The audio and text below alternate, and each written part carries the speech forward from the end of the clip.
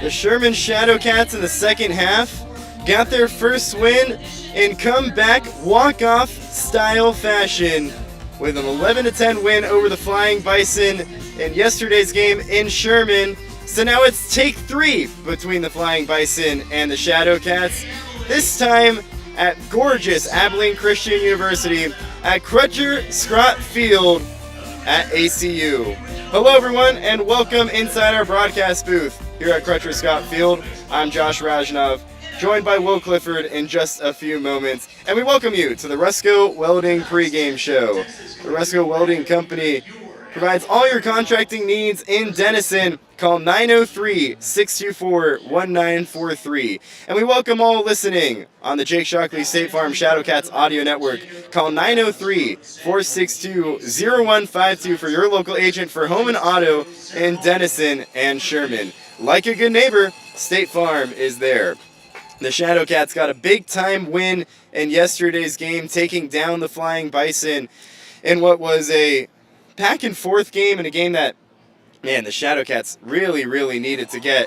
And Barry Manuel talked, and that gives you a chance for the Shadowcats to make the playoffs. If you split the series and then win maybe a couple more after that, maybe kind of make a statement and put together a few wins as the Shadowcats look to ride the momentum today against the Flying Bison. What's going to be a tough game. These two teams love to score against each other, but the biggest key for the Shadowcats in this game going to be limiting the walks on the mound, playing on a road environment, and a crowd expected right around 10,000 fans in attendance here in Abilene. It'll be tough if the pitchers start falling behind hitters and letting the crowd get into it. So the Shadowcats pitching staff going to try and limit the damage, especially via the walk. And to do so, they're going to send out Spencer Bass on the mound as we get into our Clay Cooley of Hyundai pitching matchup. Shot me first, shot me last. Either way, come see Clay. Spencer Bass, the 6'4 right-hander, getting the start out of the University of Arkansas, Fort Smith. He struggled his last time out. He'll hope for a better outing in today's game. And on the other side of the bump for the Flying Bison, the former Shadowcat getting the start for University. So the Shadowcats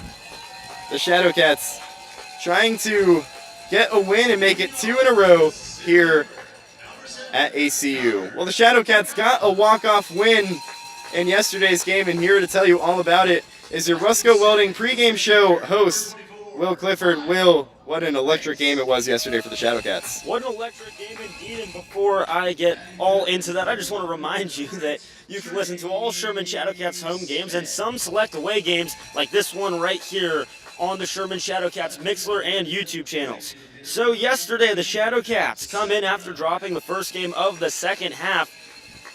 Bats were going early. It was 5-5 in the fifth. Loops one into shallow right field. That one gets down for a base hit. Chessel rounding third. The throw home from Babcock cut off by Sessions. Chessel scores. The throw to third to try and get Mace in time. Sessions does a good job of cutting the ball off and getting the out at third, but not before a run comes across. Abilene takes the lead with 4 in the top of the fifth. They lead it 6-5. Sessions, Ryan Sessions that is, would respond in the seventh. Curtly delivering the 0-1. Swung on, driven to right field, fair ball. That one bounces off the wall.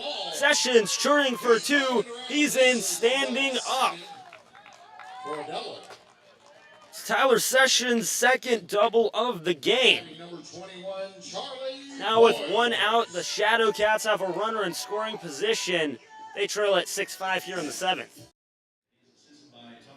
He'd come around to score, like I just told you. Then Abilene, well, they would strike back themselves. 3-1, sent high in the air to left field. Roquejo back at the track, makes the play. The throw back in, cut off by Felstad at short, so a sacrifice fly brings in the go-ahead run. Flying Bison lead at 7-6 here in the 8th. That was in the 8th, and then Abilene would just continue to break the game open. The 1-1. Looper, shallow right field, that one's a base hit. Here comes Mays, he scores. Turning for the plate is Sampson. He scores. 2 RBI single for Smith, and Abilene leads it 9-6 in the bottom of the 8th. Bottom of the 8th was good for the Flying Bison. They would play one more run to make it 10-6. Sherman trailed by 4 going into the 9th. Shadowcats, could they be Rally Cats? First pitch. This one blooped into shallow right field. Sampson comes in, a dive. He can't make the play. 1 run scores, and Cosme rounding third. Here comes the throw from Sampson. Not in time. This game is tied to our... No gain. Sherman walks it off in a painful way. The 1-0. Runs inside and hits him. A walk-off hit by pitch. Ricky Riccio takes one for the team. A painful RBI as Arroyo touches the plate. They mob Riccio on first base, and the Shadowcats come back down 4 and win 11-10. Sherman takes that one. They move to 1-1 on the season. Meanwhile, Abilene drops it. They fall to 1-1.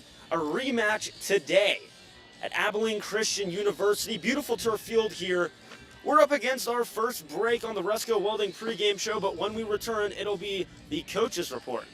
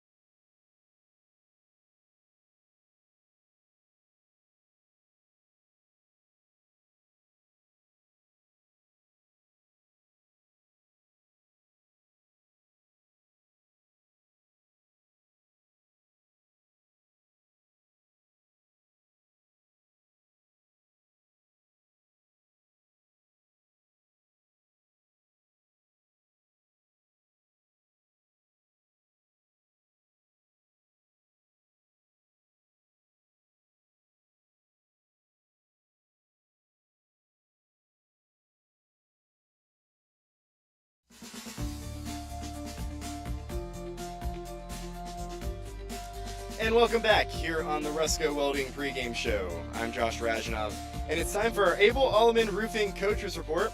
I'm joined by Shadowcats manager Barry Manuel. Coach, thanks so much for joining the show. Always good, Josh. Thank you.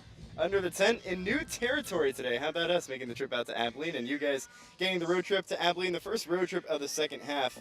Overall, didn't do too well on the road in the first half of the season. What do you need to improve on to have a better road record in the second half? Well, I say it all along. Our pitchers are our guys that have to come through for us. We've got to pound the zone. We've got to throw strikes and let them get themselves out. Throw to the bat rather than away from the bat, because we're putting a lot of pressure on our guys hitting, and they're scoring runs, but it all starts on that mound. And yesterday, a little bit better, but still a lot of moments where walks became an issue. The fifth inning had 4 walks in the inning that allowed 3 runs to come across. In the 8th inning, 5 walks in the inning that allowed 4 runs to come across. Just how do you keep on improving on the free base issue that this team has on the mound? Well, I want to say it's extremely unacceptable that we've got to pound the zone. What we have to do, again, 15 walks I think we had last night, 14, 15, free bases. We've got to pound the zone so hard that it's just, you got to be able to do it with your eyes closed. I think what's happening to us is we can't repeat our mechanics, and 4 walks in 1 inning and 4, I think, in the other, like you were saying, that's too much. It's hard. It's hard to win a ball game like that. I know we have the team to beat guys, but it starts on the mound, because we score 7, 6, 8, 9 runs a game, and that's a winnable game every time. And yesterday, 11 runs definitely winnable, but did it in comeback fashion and a lot of theatrics involved. Just what was the energy level in the 9th inning going through that comeback win? Well, once things started happening, where we either walking, we're walking, they're giving up free bases for us. The energy started multiplying, and when we started reading what was going to happen, what could happen, I wish that energy would stay from pitch 1 to pitch whatever 100, whatever it is. But the energy was high, the guys are fired up, and I'm hoping it's one of many. I don't like to have a walk-off, means you either behind or it's tied. I like to be on top by a lot in the 9th, but I'll take a walk-off every time if we do it like that, because that was really good. It's the first one of the year, and I hope we have some more. And yesterday, further than that, or closer than that even, 3 runs, 2 runs. But this half Shadowcats resilient, and it started with Ryan Sessions getting on base. What was the message going into that 9th inning to the hitters to try and get that comeback win? See pitches, make a pitch to us. We could see that the guy was a little wild here and there. Make sure we see a bunch of pitches. Pick a pitch you can drive or walk or get hit, and it just ended up our way right there. When we see pitches, we score more runs than we, of course, like normal, when you go out there and swing first pitch or second pitch. And just giving him an advantage because his pitch count is coming down. But he was a little wild, and we could see it at the beginning. Chatting with Shadowcats manager Shadowcats manager Barry Manuel. I think you know the path that I want to go next. Yeah. Ricky Riccio had the walk-off hit by pitch yesterday at the top of the lineup. Just overall, seems that he brought the energy whenever he was going down the first base line, kind of pumping up the Shadowcats dugout. What have you liked out of him in just his first day with the Shadowcats? I just like with his presence. I like what he brings to the table. His age a little bit, where he's more mature, and I think it's going to rub off on everybody else. I feel all our new guys coming in are a little bit older, a little bit more mature, and I'm hoping it just fluctuates throughout the whole lineup and the whole team, and we do what capable of. But again, there it is. He's being patient. He's not trying to hit a home run. He's just trying to get that 1 run in, and there you go. He gets hit on a pitch. The Shadowcats took advantage of their opportunities with runners in scoring position. Just felt like that was the missing piece in the first half. You got their opportunities, but then couldn't cash in. What was it like just seeing all those runs come across yesterday? Well, for me, it's been like that a little bit majority of the summer, and I'm fired up for it. Bottom line is we got to get our pitchers to step up to the plate. I was a pitcher, and I'm hard on them, but we have to get them to step up to the plate and do what they're capable of. But if they keep scoring like that, the pitching is going to come around. And like I told the guys, and I've said it before, let's split with everybody this half. That means we have 12 wins, and get 2 or 3 more or 4 more that we do our job and we score, and then we ride up at the top and get to the playoffs. And mention the pitching side. We talked a little bit yesterday about the pitchers maybe rusty coming in from not throwing a lot over the spring, or the second half guys having not thrown in a while, but yesterday, guys who kind of struggled with the free base. So what's the message to them? Because there's not really much of an excuse for them. No, there's no excuse for it. The thing, like I said, is get out there and try. Don't try to impress anybody. Don't try to blow the ball by anybody if you can't. Just have finesse. Pitch behind the count when you have to. Throw the fastball when you need to. If you can pitch behind, your fastball's going to look a lot harder. But just see how far they can't. I always say that they can't hit. Just throw it down. 3 balls and no strikes, and then all of a sudden we get a couple and we end up walking. Then all of a sudden it becomes over and over. It multiplies sometimes. But with Brody came in, and again I felt like at the beginning he was a little rusty. Kind of settled in. He and I talked. He was trying to do too much. Then second, third, and fourth, he just kind of settled in. And next thing you know, he's down in the 3rd and 4th inning, and we're right there with it, and giving us a chance to win the ball game. And that's all you ask. And again, we got to get the guys who come in relief behind any starter to do their job. The whole thing is when we get runs 1, 2, 3, 5. We have to shut the door the next inning. Right. We can't give the same number back to them in runs because it eats up on the offense and the defense. The Shadowcats pitching staff tries to bounce back today against the Flying Bison, this time in Abilene. Coach, thank you so much for joining the show. Josh, I always love it. Thank you, brother. Appreciate you. Go Cats. That's Shadowcats manager Barry Manuel, not Ricky Riccio, Barry Manuel ahead of today's game with the Flying Bison. Coming up, lineups and first pitch. Stick around on the Resco Welding pregame show.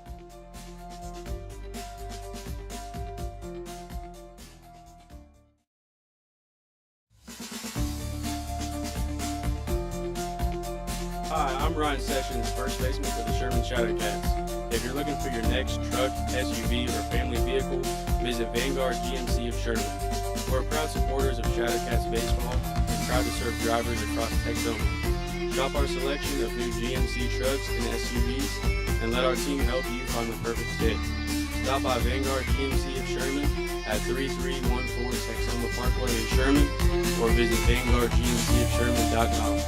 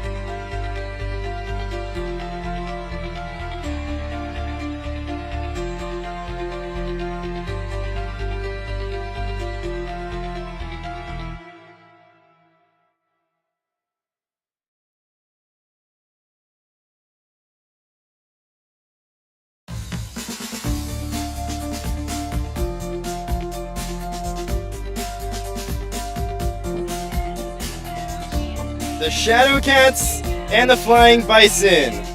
A heated rivalry between two in-state rivals just about set to get going here from Crutcher Scott Field at Abilene Christian University. Hello everyone and welcome inside our broadcast booth. Alongside Will Clifford, I'm Josh Rajanov. It's time for our Vanguard GMC starting lineups. Manager Barry Manuel of the Shadowcats sends out a lineup that goes like this. Ricky Riccio leads off and plays second base. Zach Felstad bats second, the shortstop. Tyler Sessions in left field today in the 3-hole. Cole Carnes, the catcher, bats in the cleanup spot. Izzy Ben Cosme in the 5-hole plays third base. Charlie Boyles plays first base, bats 6th. John Langhenig in right field and bats 7th. Donovan Arroyo, the DH today, bats in the 8-hole. And Bubba Moya rounds out the Shadowcats lineup and plays center field. The field for the Flying Bison. Trey Smith in left, Connor Ficarra in center, Tom Chessel in right. Rodrigo Bravo plays third, Tristan Russell plays short, Ryan Lewis at second base, Colin Bruning plays first base, and Miles Mace does the catching today for Nolan Foster. the junior playing on his home turf at Abilene Christian University has a 4.32 ERA, a 108 WHIP. He's 1-1 in 8 1/3 innings of work. 11 strikeouts compared to 5 walks on this turf in 2026. Made 10 appearances with a 10.61 ERA and 9 1/3 innings of work. A 3.42 batting average against. Nolan Foster, also known in Sherman as a former Shadowcat pitcher, and delivered a walk that allowed the Flying Bison to walk off the Shadowcats in the playoffs, eliminating the Cats last year. The Flying Bison take the field in their throwback uniforms with their yellow tops pinstriped across the chest and prairie dogs across the chest. It's their throwback uniforms with baby blue caps, baby blue numbering, and baby blue pants with maroon socks. Shadowcats in their black jerseys with block cats across the chest. It's gold letters, gray pants, and black socks. Nolan Foster works from the stretch. He comes set, works from the right side of the rubber. Ricky Riccio in the righty's batter's box. And the first pitch misses low and away, and we're underway here at ACU. 1-0 the count. No score in the top of the first inning. The Shadowcats trying to make it 2 straight wins, Will. Shadowcats' second win of the second half. The 1-0 misses low to Riccio, and the count is 2-0. Meanwhile, the Flying Bison searching for win number 100 as a franchise. Can the Shadowcats stand in the way, go 2 games strong against their rivals? 2-0 the count to Riccio, who had the walk-off hit by pitch yesterday. And the pitch, a high chopper sent to third. Bravo comes in, fields it, throws across the diamond to first. In time to get Riccio, and there's 1 gone in the top of the first, no score. Matt Loudermilk calls the balls and strikes behind the dish as the home plate umpire. Chad Kretschmer at first base making the calls there, and Bernie Waldman, the third base umpire today.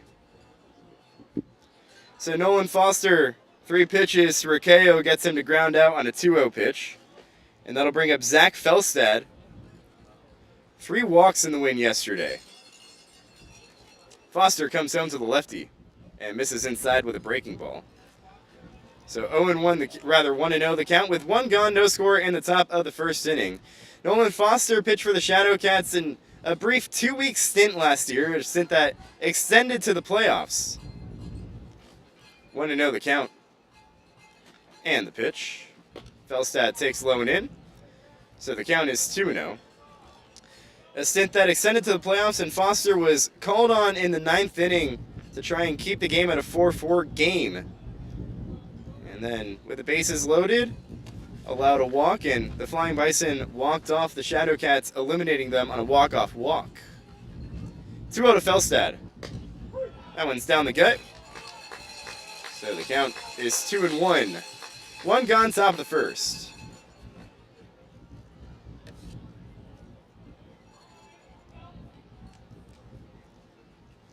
Felstad, the infielder out of UC Irvine. Facing a 2-1 count, Foster set at the belt, kicks and fires.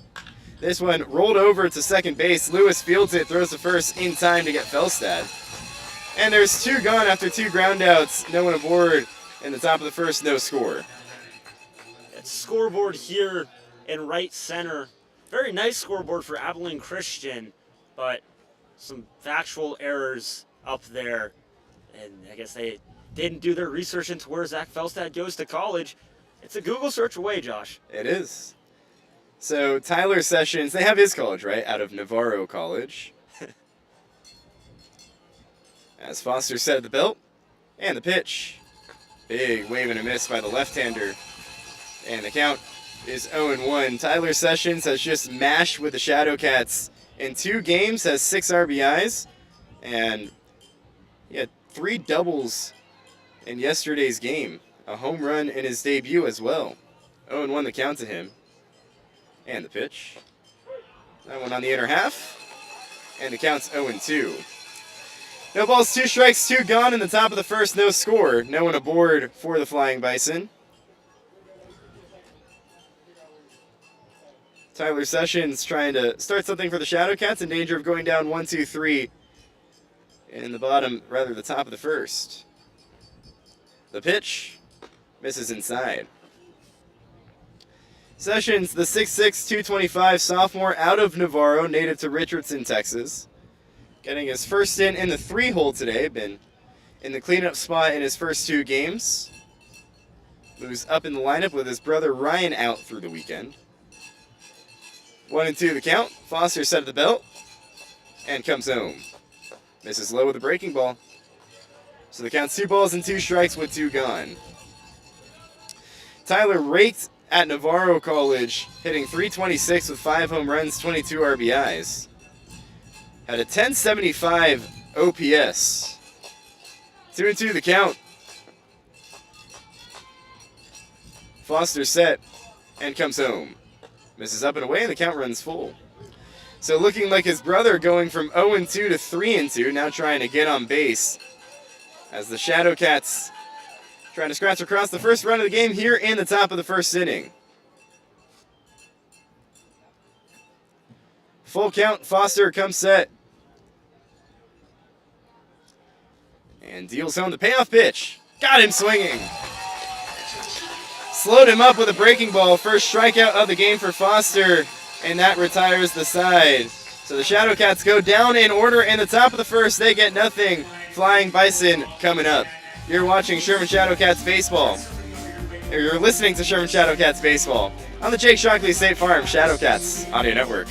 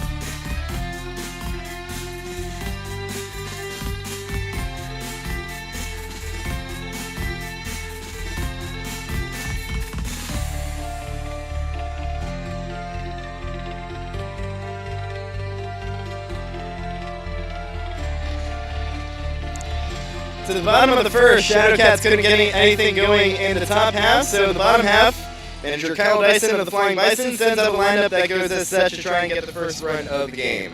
Connor Ficarra leads off and plays center field. Miles Mace, the catcher, bats in the 2-hole. Trey Smith in the 3-hole plays left field. Cannon Songren, the designated hitter, in the cleanup spot. Tristan Russell, the shortstop today, bats 5th. Colin Bruning plays first base, bats 6th. Rodrigo Bravo plays third base and bats 7th. And the 8-hole Tom Chesil playing right. And Ryan Lewis rounds out the lineup at second base. Shadowcats sending out Spencer Bass, a spot start for him, as tomorrow is usually his day, but the guy who was supposed to start, Tanner Crispin, decided to drive himself. He lives close out here to Abilene, so said, I want to drive myself, and Barry Manuel, the manager, said he got contacted in the middle of his drive and said his car broke down. So Crispin not here today with the Shadowcats. So it's Spencer Bass, the right-hander for the Shadowcats, standing at 6'4", the freshman out of the University of Arkansas, Fort Smith. Going to try and throw strikes for the Shadowcats. Throwing strikes has not been as easy as it sounds in the past few games for the Cats. They've given up a combined 29 free bases in their last couple of games against the Flying Bison. First pitch to Connor Ficarra, a strike at the top of the zone. And the count is 0-1. So Spencer Bass getting the start for the Shadowcats. his 5th start of the year. The 0-1 pitch to Fakara. The lefty fouls one over our heads. Counts 0-2. Now, you know, Josh, I'm going to stop you right here because I just realized something. Where we have the entire third base side bleachers to ourselves, which means if any foul ball comes over here, Might as well go make a play. that's ours. That's ours. Well, there's one fan basking out here in the sun on the third base line. Yeah, there is. I would feel bad taking their foul ball. 0-2 skied high in the air to left. Tyler Sessions didn't see it at first, now ranges towards the line. Under it makes the play.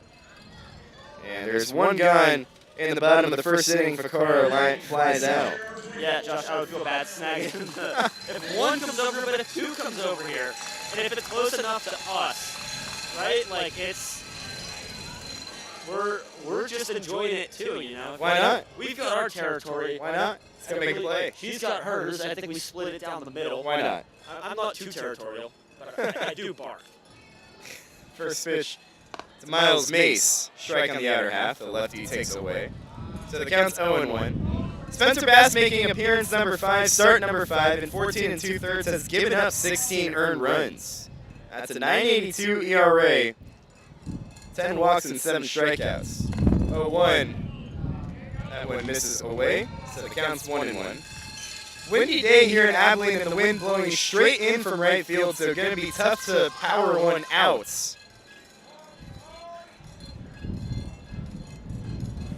1-1. Mace hits one in the air, shallow left center field. Moya going over, so is Sessions. It's the left fielder Sessions to make the play. And there's 2 flyouts to left to start the bottom of the first. And Spencer Bass did a good job of setting the tone early. Josh, you talked about the long ball. Bass has given up 4 homers. So even though the wind conditions aren't necessarily right for driving the ball deep, Bass has a tendency to miss pitches, and when he misses a spot, there's a handful of guys in this flying Bison lineup that can punish. So hitting the spots and hitting the zone is important. First pitch to Trey Smith, cut on and miss. And also, Josh, with that being mentioned, a solo shot really doesn't do a great deal. In this league, with these offenses, giving up one run early in a game won't kill you. But if you load bases with walks and then give up the long ball, that's when they hurt. 0-1 Smith takes away, and the count is 1-1. Trey Smith, the senior out of San Antonio, Texas. Getting the start in the outfield today. On a 1-1, Bass comes home. This one fouled to the right side over the first base dugout. And the count is 1-2. 6-foot senior had a 2 RBI single in the 8th inning in yesterday's game to give Abilene a 9-6 lead over the Shadowcats. A lead that would be erased in the bottom of the 9th. 1-2 pitch. This is up and away. So the count evens 2 balls, 2 strikes, 2 gone. No one across between the Shadowcats and Flying Bison here in the bottom of the first inning, and no one aboard.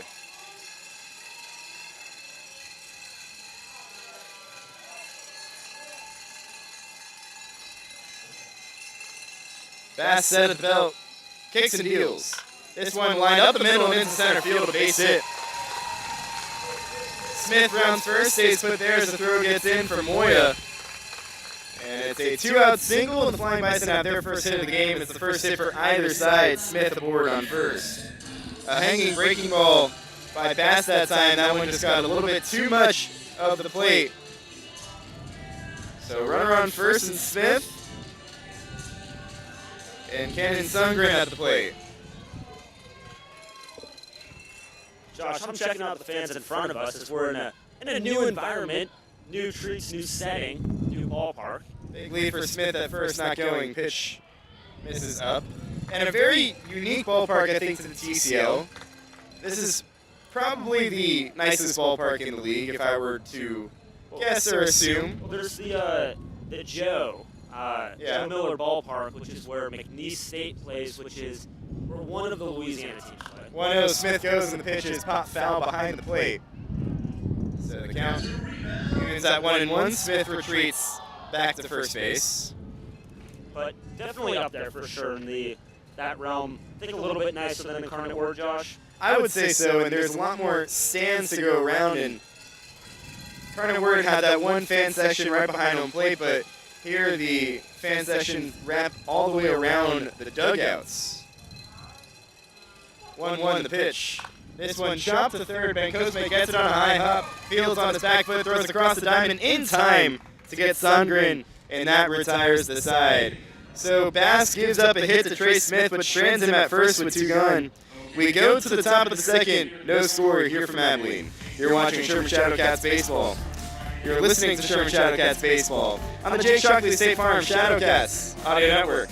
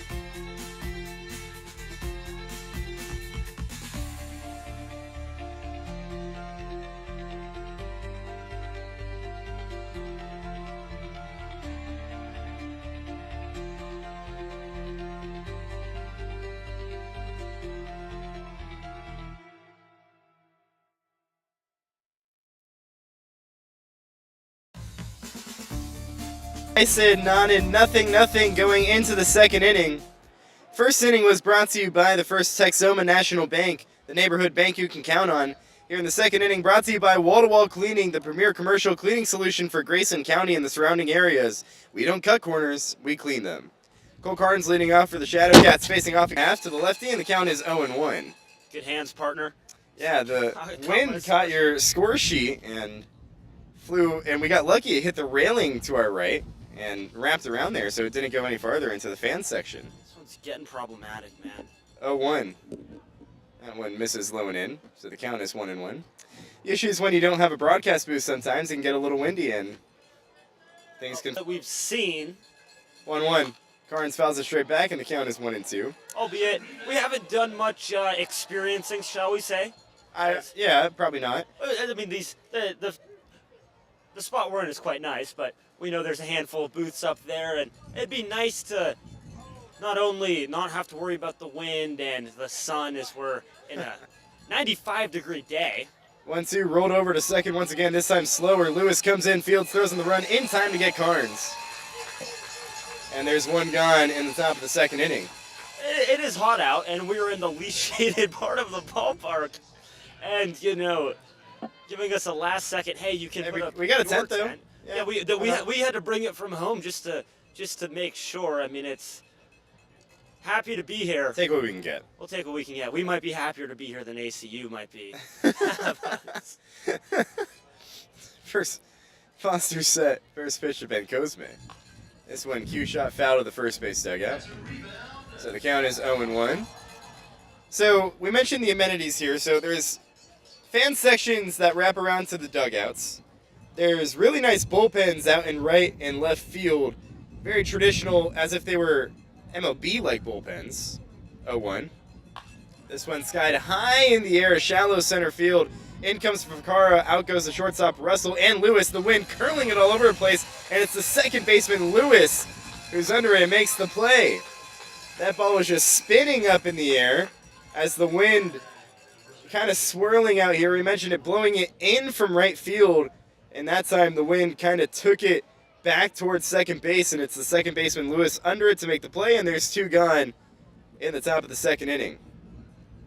So no score here at ACU. Foster trying to work 2 straight 1-2-3 innings. Comes set the belt and deals home to Charlie Boyles. Fouled straight back. And the count is 0-1. So it's definitely a big upgrade last year whenever the Flying Bison were playing at McMurray, although that was a really nice stadium as well. But those fan sections didn't wrap around all the way to the dugout. Now they did have a berm down the third base line that a lot of fans would put lawn chairs out. The 0-1 pitch misses low and away, and it counts 1-1. Of course, that's where I was set up last year in the berm down in the left field line, so not too great of an area, but you manage with what you're given. 1-1 the count. And the pitch, Boyles takes away. So the fan section here are the stands. On the third base side, it's traditional kind of grandstands, what you'll see at like a high school field. The metal stands, kind of uncomfortable to sit at.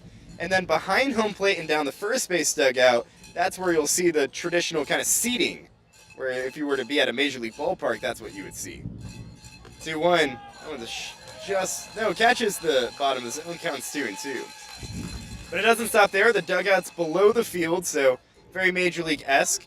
Bullpen's Major League-esque, and then you got a minor league type scoreboard out in right field as a big display. They played a pretty cool height video before the game and can tell you all the information about the players. 2-2 to Boyles. The pitch got him swinging. Foster gets his second strikeout of the game, and the Shadowcats go down in order once again in the top of the second. Still no score. We go to the bottom half. Shadowcats and Flying Bison, nothing.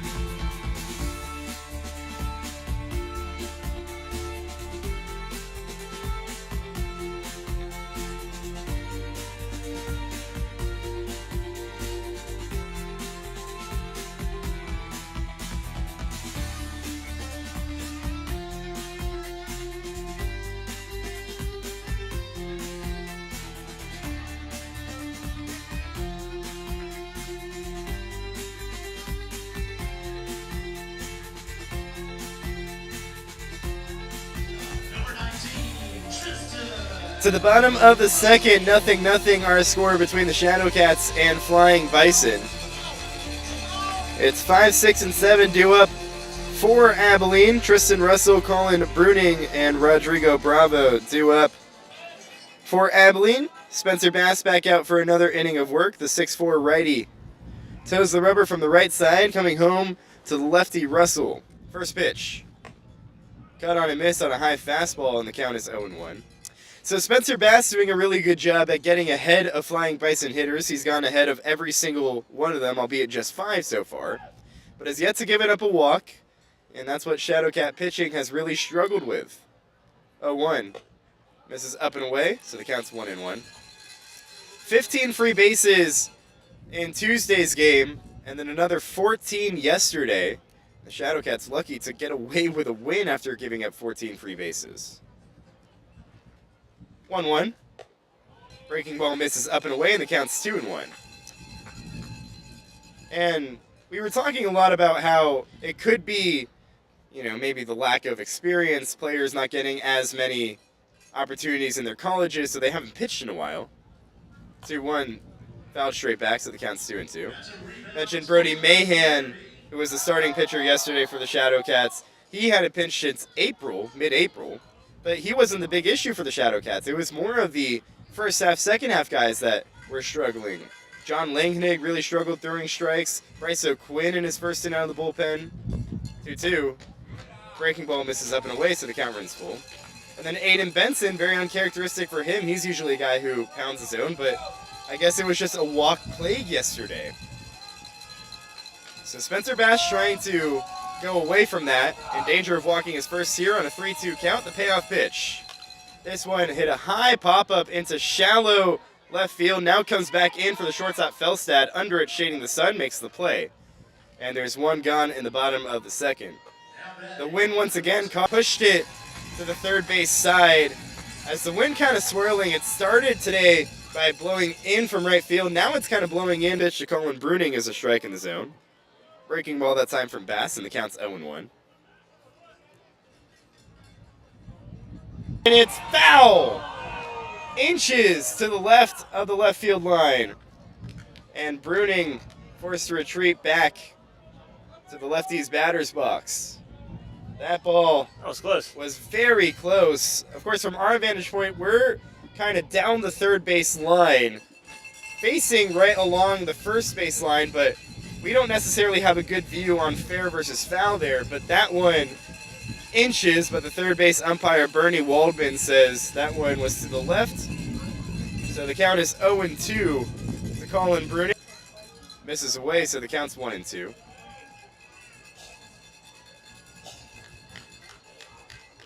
So Bruning going to McMurray University, as we mentioned, just down the road in the former home of the Flying Bison. The pitch. One gone, bottom of the second. Bass comes set and deals. Aim for Bass, and there's two gone in the bottom of the second.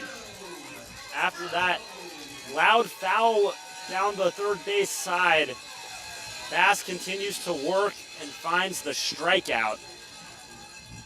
Impressive battle from him on the mound. So two gone, no score in the bottom of the second, no one aboard. Rodrigo Bravo at the plate. First pitch from Bass. Breaking ball misses away. Bravo, the senior out of LSU Shreveport, who of course made history last year in D2 NAIA, went an undefeated 59-0 en route to the D2 NAIA National Championship. And the 1-0 misses away. LSU Shreveport that year set the all-time record for most wins in a single season and most undefeated wins as well. 2-0 the count to the LSU Shreveport senior. The pitch. Bass misses away, so the count's 3-0, and in danger of losing his first of today's game. Crowd getting into it, waggling their cowbells. And when you're in Sherman, obviously having the home crowd definitely helps. But whenever you're on the road, especially in a place like Abilene, this is where the crowd can really make an impact. Again, an expected 10,000 here today. 3-1 misses low. There's a runner on first and two gone. No score in the bottom of the second. I don't know if that's 10,000 though. I can't say. That's no doubt not 10,000. That might be 300 people that we're looking at. Maybe. No, they're nowhere close to 10,000 field wall. Tom Chessel takes low and away, ball one. Did Bass getting a little rattled. Did they say 10,000? Was that? Well, that was what their broadcaster, James Streitley, told me yesterday. He was gassing up a lot of numbers. He said, "Oh, we average around 900, things like that." Was it 900? I thought he said 9,600. He said 900. Oh, okay. So definitely not 10,000. Okay, I was about to say. Maybe. Okay. I could be wrong. Okay. Either way, this is still. Maybe he said 1,000. This might be 700 to 800 off from 1,000. Either way, generous. 1-0. Bravo goes. Pitch misses inside. Throw to second from Carnes. It is in time. Cole Carnes guns down Rodrigo Bravo, and that's how the bottom of the second ends. Flying Bison get one to reach, but then he's caught stealing at second and can't get anyone across in the bottom of the second. We go to the third. No score from Crutcher Scott Field. You're listening to Sherman Shadowcats Baseball on the Jake Shockley State Farm Shadowcats Audio Network.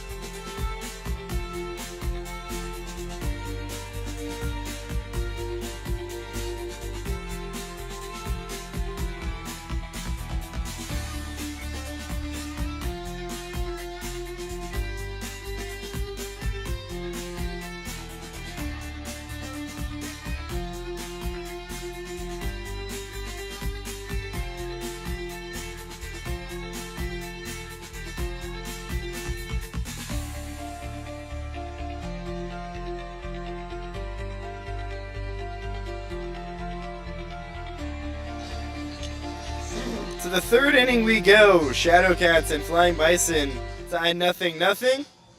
Nolan Foster back out for another inning of work and here to tell you all about it. Prairie Dogs retake the field. Foster working on the mound. His first offering. Cut on and missed by John Langhennig. Langhennig in place for Camden Babcock, whose truck broke down.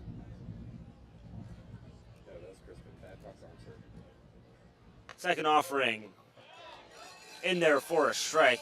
Langhennig behind 0-2. Excuse me, for Tanner Crispin. Babcock's arm is hurt. Tanner Crispin's truck broke down on the way to the game. So some difficulties getting out here to Abilene for some of the Shadowcats. And now Langhennig, who's been a starter all year, getting his first cuts. The 0-2 to him. Chopper straight to second base. Lewis Fields fires over to first in time. There's one gone quickly here in the third. Still no score. Langhennig, of course, a starting pitcher for the Shadowcats. Pitched in yesterday's game, but with Babcock telling Barry Manuel, who told us before the game that he wasn't feeling 100%, that his arm was hurting a little bit. Can't be in the lineup, so Shadowcats obviously very thin, going with John Langhennig in the lineup today. That'll bring up Donovan Arroyo. Came on as a pinch hitter yesterday, scored the winning run at the plate. First offering to him. This is upstairs 1-0. Arroyo, designated hitter, has a little pop to his bat. 2 home runs on the year and 9 hits. Foster sets at the belt, kicks and deals. That one just missing. Arroyo ahead 2-0. So Donnie played second base for the bulk of the first half of the season. Now, he'll be splitting time with Riquejo and Bencosme out there. Competitive infield the second half of the season for the Shadowcats. Here's the 2-0. Cut on, foul tip.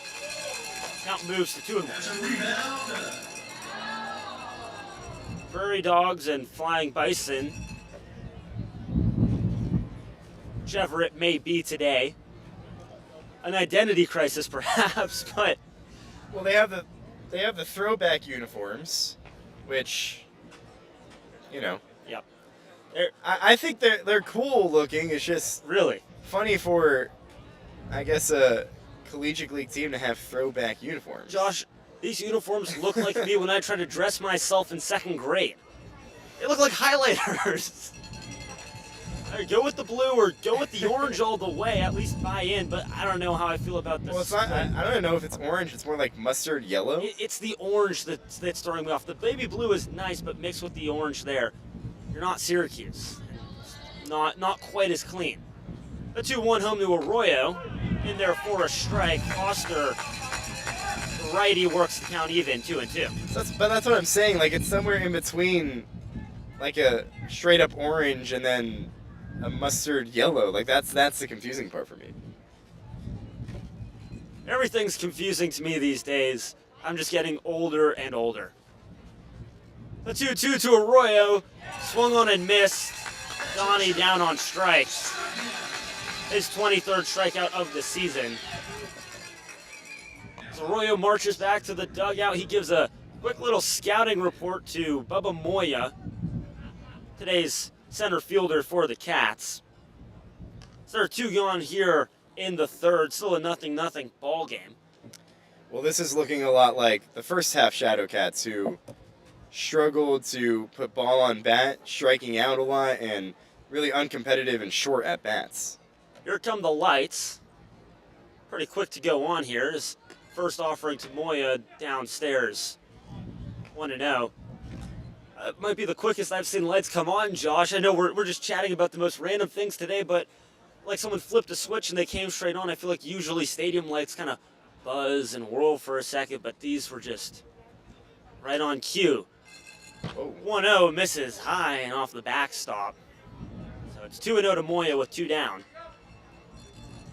Moya reaches, it'll be Riquejo at the top of the lineup.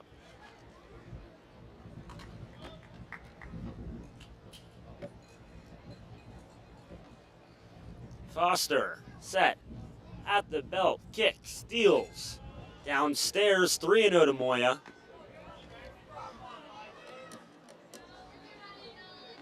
This year, Abilene's been pretty solid at home, 7-4. Meanwhile, on the road, they're 3-8. So, pretty big discrepancy as they're 10-12 on the entire season, officially. Here's the 3-0 home. Right down Broadway for a strike. To get me over from Foster, it's now 3-1 with 2 down in the third. It's still no score. But home the place to be for the Flying Bison. So they were 9-11 in the first half. Here's the 3-1. Swung on and ripped into left field, a base hit. Moya turns at first, looks and stays put. So there's 1 on with 2 outs here in the third. Shadowcats tied up in a 0-0 ball game. Lineup flips over. Ricky Requejo, the walk-off hero last night, got plunked, flipped his bat and marched his way down to first, and he got mobbed by his teammates. Josh, that was a great moment. It was, and this is very similar to the Shadowcats last night. After they just scored a lot of runs with 2 outs, getting those opportunities that way. Foster delivers first offering in to Requejo. That one misses, 1-0. And it was similar last night. It was a lot of the bottom of the lineup setting up the top of the lineup. So the 9-hole Moya getting on base, trying to get the top of the lineup going. Moya leads off first. Foster sets and delivers the 1-0. Swung on, chopper, third base foul, straight to today's third base coach, manager Barry Manuel. Doing it all himself today. No Isaac Davila, no Ronnie Davis for the Shadowcats on this trip. I just realized it's Camden Babcock, the first base coach. Yeah. Barry Manuel, the third base coach. An unusual territory. 1-1. There it is. Check swing didn't go, down low. Count shifts to 2-1 with 2 down.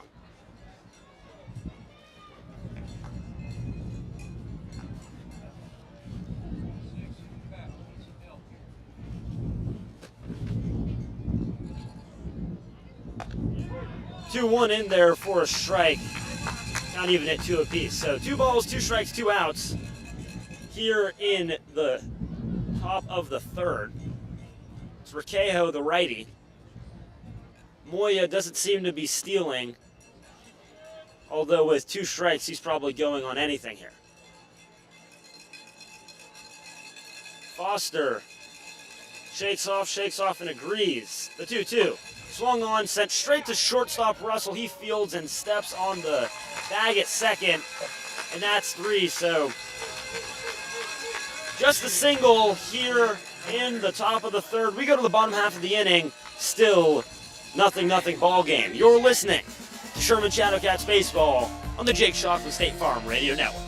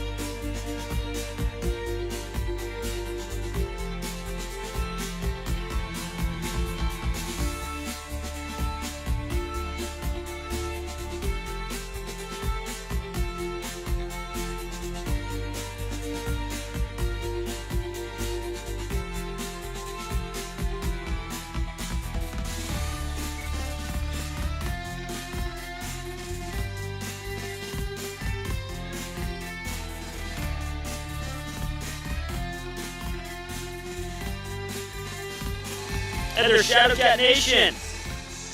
We're From the bottom of the third, it's Jessel to the plate for Flying Bison.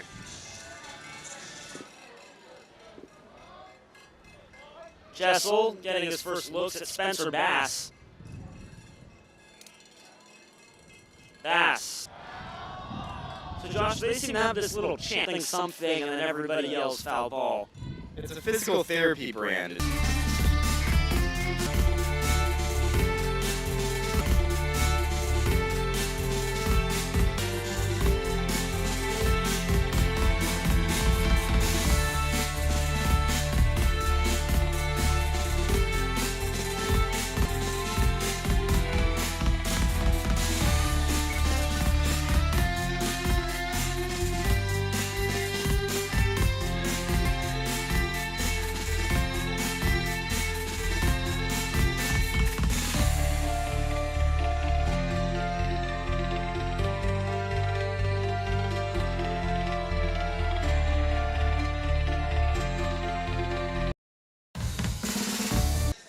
I won't tell you that it's beautiful. We got a nice backdrop with some good trees. It's a beautiful ballpark There are here trees. There at are ASU. trees. There And are you got the trees. dorms behind in center field. This is objectively, for a college stadium, for a D1 field, this is a beautiful ballpark. I don't know if I would trust. Beautiful is Appalachian State. All right, that's Beautiful, fair. beautiful is PNC Park. All right, but for D1 college baseball and for a non-Power 5 school, this is a really nice ballpark. It's cool. It's cool, I won't lie. But I just realized we've been calling everything beautiful, and that diminishes the value. First pitch to him in there for a strike, 0-1. New pitcher working on the mound for the Flying Bison. Just missing outside of the plate, 1-1. 6'3" righty has a 7.59 ERA on the year. A whip of 2.05. It's the 1-1 home. Chopper first base side foul. Walked 7 in 10 2/3 innings of work. Spent the year at Amarillo College where he had 7 appearances and a 1-3 record. He had a 1-2. That's the first out in the fourth. That'll bring up Tyler Shand. Don't worry about it. And if there's a walk, sessions down taken.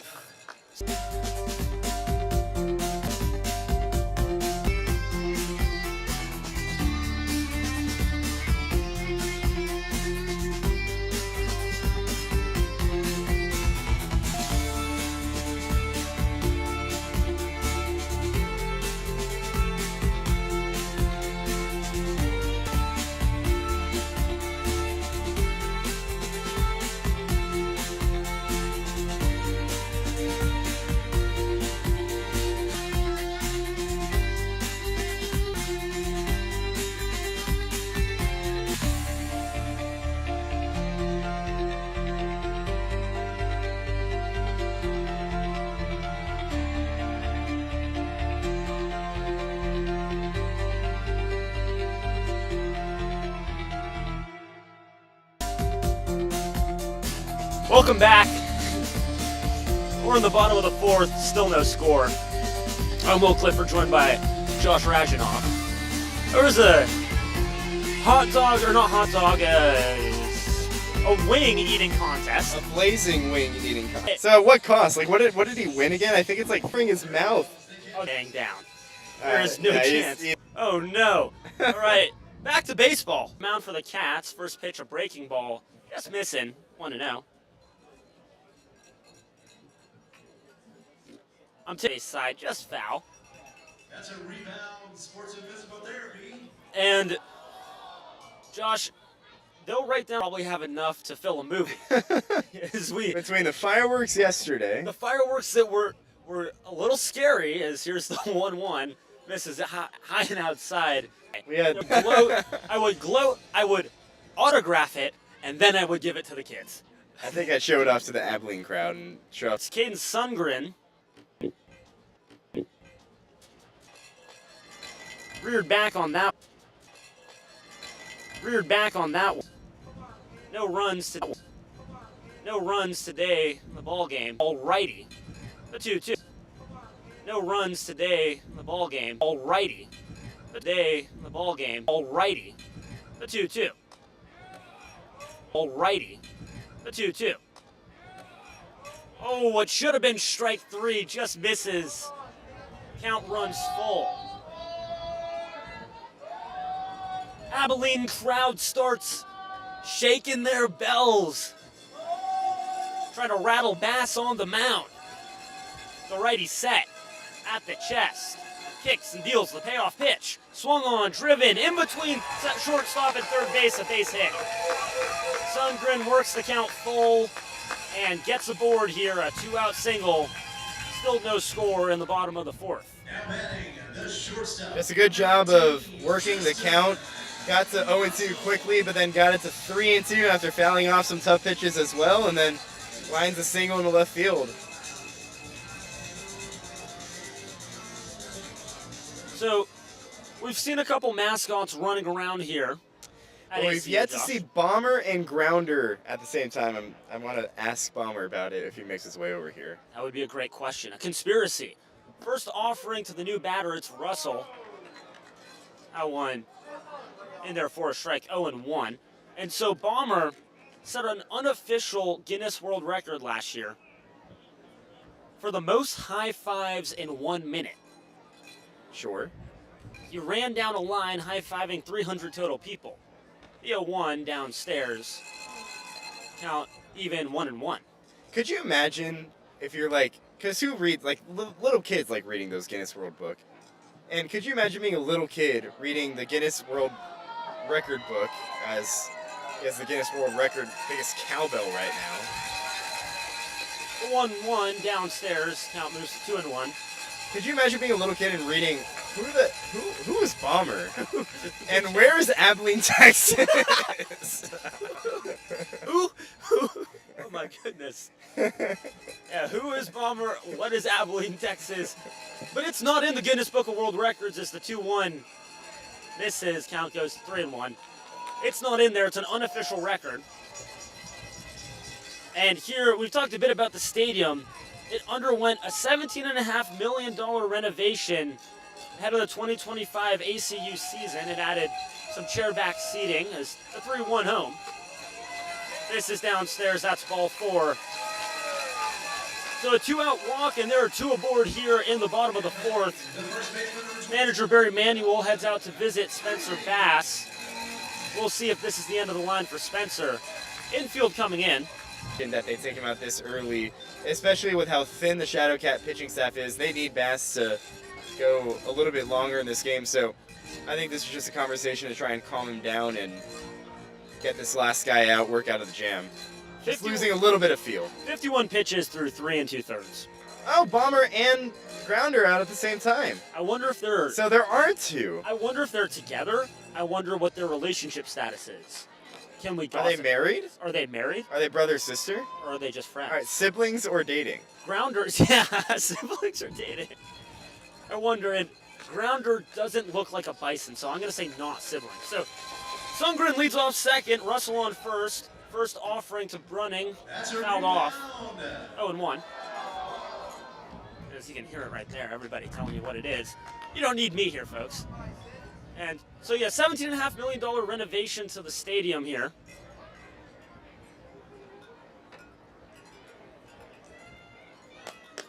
The 0-1 sent high in the air to left field. Sessions ranging towards foul territory and can't make the play.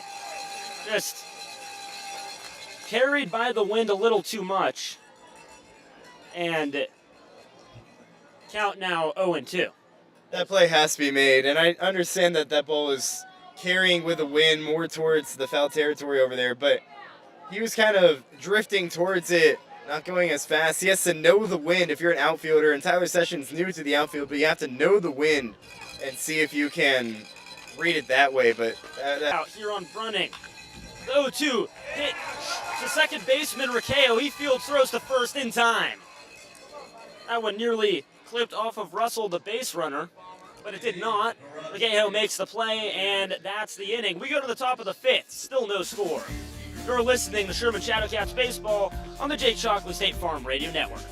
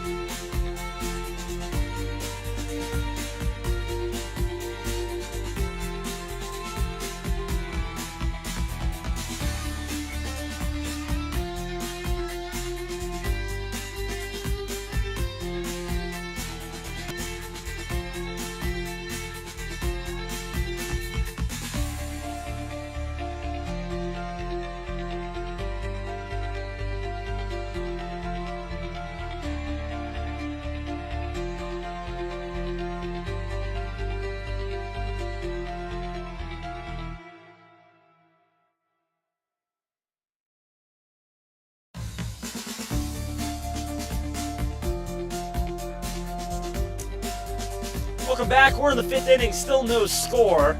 Here to bring you a pair of innings. It's my buddy, my friend, Bomber's good friend, Josh Rajanov, making some pals here in Abilene. Why not? Jacob Gilbert back out for another inning of work, facing Izzy Ben Cosme. First pitch, a breaking ball dropped into the zone. So the count's 0-1. So we were talking about it, although it's unfair of me to assume. Are you interested?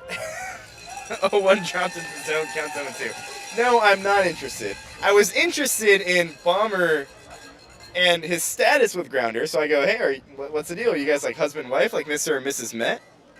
And he goes, no. And then he starts pointing to the ground. I'm like, what's that? 0-2, bounce in the dirt. So 1-2 the count.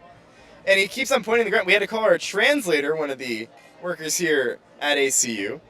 And he tells us that Grounder is the Prairie Dogs' old mascot. So Grounder is the old mascot for the throwback uniforms. 1-2, Ben Cosme takes the old mascot. Bomber, the new mascot for the Flying Bison. So a little history there as well. 2-2. This is up and away, so Ben Cosme goes from 0-2 to 3-2. No scorer here in the top of the 5th inning.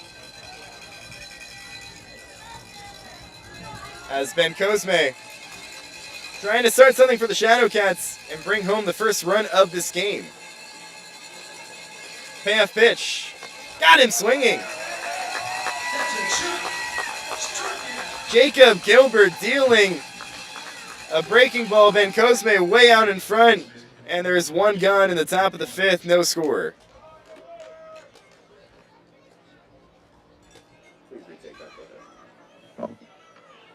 So one gone, that brings up Charlie Boyles as Gilbert trying to work another 1-2-3 inning. This one hit to the right side. Lewis ranges over, can't field it initially, picks it back up, throws the first in time. Lewis knocked it down as that ball had some weird spin on it, and then corralled it with just enough time to get Boyles at first, and there's quickly 2 gone in the top of the 5th inning. Abilene pitching, holding the Shadowcats off. Not a no-hit game, but a one-hit game through 4, excuse me. John Langhenig at the plate, first pitch. Last night's game, an 11-10 win for the Shadowcats. In all 3 years in these teams of history, they have never gone 4 innings scoreless aside. 1-0 misses inside. So the count's 2-0. This is the first time in Shadowcat versus Flying Bison history, albeit just 3 years, that a game has been scoreless through 4. 1 hit for the Shadowcats and 2 hits for the Flying Bison. 2-0 the count to Langhenig and the pitch. Big wave and a miss at a breaking ball. And the count's 2-1. John, as we mentioned earlier, usually a starting pitcher for the Shadowcats, but getting his first start as an outfielder and first start in the lineup for the Cats today. 2-1 the count. And the pitch. This one pops foul, and the count is 2-2. We've seen him, so Langhenig has been able to pinch hit the past few games, but hasn't gotten the opportunity. I asked him, well, when was the last time you hit? He said he hit on the fall ball. That's whenever he got PO'd. He was made a pitcher only. But he started in the outfield a lot last year for Seward County. 2-2, bounce low and away. So the count runs full. So Langhenig trying to make an impact in the Shadowcats starting lineup. As a pitcher, has struggled, an ERA over 10 and only could record 1 out yesterday. That was a sac fly after walking 3 guys. Payoff pitch. Langhenig takes strike 3. A backdoor breaking ball that started at the righty's tip, wound up on the inner half, and it's another strikeout for Gilbert. 4 in the game, 2nd in the inning. We go to the bottom of the 5th, still no score. You're listening to Sherman Shadowcats Baseball on the Jake Shockley State Farm Shadowcats Audio Network.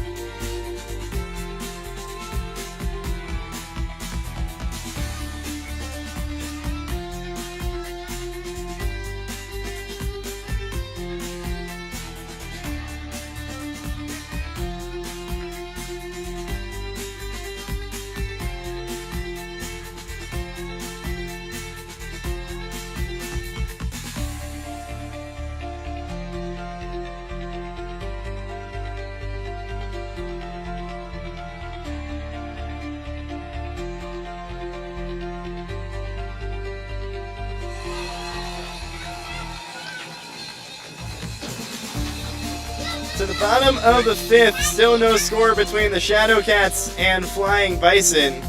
Bottom third due up for Abilene, Rodrigo Bravo to lead it off. Spencer Bass back out for another inning of work. Has thrown 59 pitches through 4 innings. First pitch of Bravo rolled to short. Felstad fields a couple of steps, throws the first in time to get Bravo. 1 pitch, 1 out on pitch number 60. And that's a first out at the bottom of the 5th for Spencer Bass, who, other than a couple of batters in the 4th inning, he has done a really good job at being efficient and being in the zone. Keeping the pitch count down. And a 58% strike percentage. So he's been competitive in the zone, and just what the doctor ordered for the Shadowcats, who are very thin with their pitching staff. First pitch to Tom Chessel catches the bottom of the zone. So the count is 0-1. The Shadowcats needed Spencer Bass to eat up innings, and he's pitching into his 5th. 0-1 the count to Chessel. Righty-righty battle in the pitch. This one chops back up the middle, past the reach of Felstad and into center field, a base hit. Felstad gave a dive at it, but came up empty, and it's a seeing eye single for Chessel. He's on first with 1 gone. No score in the bottom of the 5th. Past the reach of Felstad there. Had to get on his horse to make the play. Too far up the middle to be feasible. Josh, he might, even if he got to that one, I don't know if he can range over and throw. Now a threat to go at first. And that brings up Ryan Lewis. First pitch pop foul over our heads, so the count's 0-1. So Bass giving up another hit. That's just the 3rd hit given up to go along with a couple of walks on pitch number 61. Curious to see how far Barry Manuel will stretch his starter today. The 0-1. Lewis takes on the outer half, and the count's 0-2. Shadowcats, as we mentioned, thin with the bullpen. So Bass might be stretched past that 70 pitch mark that Barry Manuel likes to keep his starters at. Could see him go maybe 80, maybe even into the 90s range. 0-2 the count. Bass comes home. This one lined into shallow left center field. It gets down for a base hit and going to the gap. Moya cuts it off. Chessel rounding second. He's heading for 3rd. Gets there easily. Trailing behind is Lewis, and it's a 1-out double, and there's 2 runners in scoring position for the Flying Bison in the bottom of the 5th with 1 gone. Lineup flips over for the Bison. Things starting to unravel here. Now 3rd time through the lineup, so 3rd time Connor Ficarra is going to get a look at Bass. But has 2 runners in scoring position. The pitch, Ficarra takes high with the breaking ball. 1-0 the count.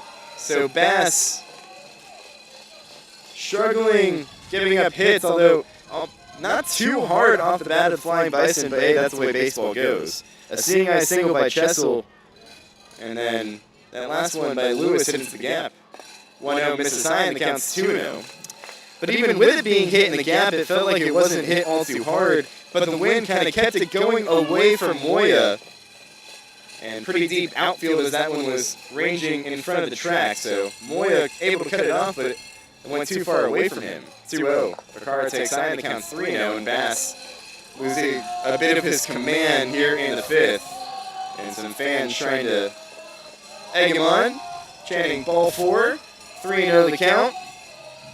And Bass in danger of giving up a walk that would load up the base paths. He comes set at his belly and deals him 3-0. This one swung on and belted deep out to right field. If it's fair, it has a chance. It's foul. A rare 3-0 swing from Connor Ficarra, and he didn't miss it as he hooked the ball down the right field line, and that one just barely to the right of the foul pole out in right field. So it's a loud strike number 1, 3-1 the count. Bass to Ficarra. Josh, there's an arm ready in the Shadowcats bullpen. This could be the last batter Spencer Bass faces. 3-1 the count. Bass comes set and comes home. Pops foul, and the count runs to 3-2. So Ficarra came feet away from a home run, now facing a 3-2 count as Bass back into the zone. As he's eclipsed 70 pitches now. 2 runners in scoring position, 1 gone. No score in the bottom of the 5th. Ficarra trying to drive home a couple of flying Bison. Bass comes set. Delivers the payoff pitch. Check swing, did he go around? Check with third base, he did not, says Bernie Waldman. That one was close, but it's a walk offered to Ficarra, and the bases are loaded with 1 gone, no score in the bottom of the 5th. That brings up Miles Mace. The lefty in the box. A chance with the bases loaded. Ficarra on first, Lewis on second, Chessel on third. Bass set and deals home. Breaking ball misses high. 1-0 the count. Man, looked like that one was very close. Thought Ficarra might have won around on that one. But Bernie Waldman, the third base umpire, says no. So Bass deals home the 1-0. Chops foul, the count's 1-1. The middle plays back for the Shadowcats and hopes for a double play. Ben Cosme plays even with the third base bag, and the first baseman Boyles plays back of first base. With 1 gone and the bases loaded. 1-1 the count. As Bass has the one he wants, comes set. Mace awaiting the 1-1, and here it is. Swung on foul straight back, and the count is 1-2. Scoreless through 5. But with the bases loaded and only 1 out, this is the longest a game between the Shadowcats and the Flying Bison has gone scoreless in their 3-year history of playing each other. 1-2 the count. Bass to Mace. Got him swinging! No, they call a foul tipped. Now what's the call? They called a foul tip. What? No way. Mace gets another life in the lefty's batter's box. 1-2 the count. Bass thought he got a strikeout, but instead has to come home with another 1-2 pitch. Here it is. Got him swinging this time. For real this time, the strikeout of Mace, and there's 2 gone in the bottom of the 5th. Bases still loaded. Shadowcats trying to keep this at a 0-0 ball game. Josh, that first ball that was called as a foul tip was more likely than not bounced in the dirt. And then Spencer Bass goes, okay, if you're not going to give me the strike there, let me bounce it just a little closer to the pitcher's mound. He spikes it almost. And Mace, out of his shoes there, trying to make contact with anything. And now they're 2 down here in the top of the 5th. But the toughest out yet, Trey Smith at the plate, 1 for 2 today. And nowhere to put him. Infield plays back, shaded to the left side. Bass to the right-hander Smith. First pitch. This one line in right field slicing, and it gets down for a base hit. And it goes all the way to the corner. Chessel scores. Lewis right behind. Ficarra rounding third. Here comes the throw from the cutoff man, not in time. It's a bases clearing double for Trey Smith. And Abilene strikes first. They lead it 3-0 in the bottom of the 5th.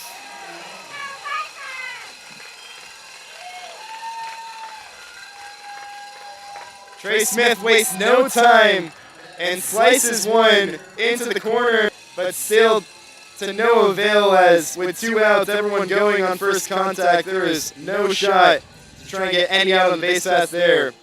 It's a 2-out double, and now Smith trying to go to third, and he does! He catches the Shadowcats sleeping, and he steals third base.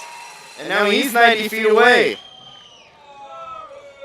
And now home plate umpire saying time was called, and he's being sent back to third. Smith pleading his case with Bernie Waldman, the third base umpire. Matt Loudermilk sending Smith back to second, as Smith having a long conversation with Waldman, and now Kretschmer, the first base umpire, having the same conversation. Kyle Dyson, the manager, going to come talk to home plate umpire Matt Loudermilk, as they're going to say the ball had not been put back in play yet, so time called. So Smith tried taking advantage to no avail, as it takes the home plate umpire to put the ball back in play. I think they're going to say Bass was maybe switching balls with the home plate umpire or just trying to regain his breath. Time was called. So Smith not able to steal second there, so he retreats back to third. Or rather, back to second. Cannon Sundgren at the plate. The Abilene Christian attendee. Travels in time to get Sundgren, and that retires the side. But Abilene strikes first with a bases clearing double from Trey Smith. They lead it 3-0 as we go to the 6th. You're listening to Sherman Shadowcat Baseball on the Jake Shockley State Farm Shadowcats Audio Network.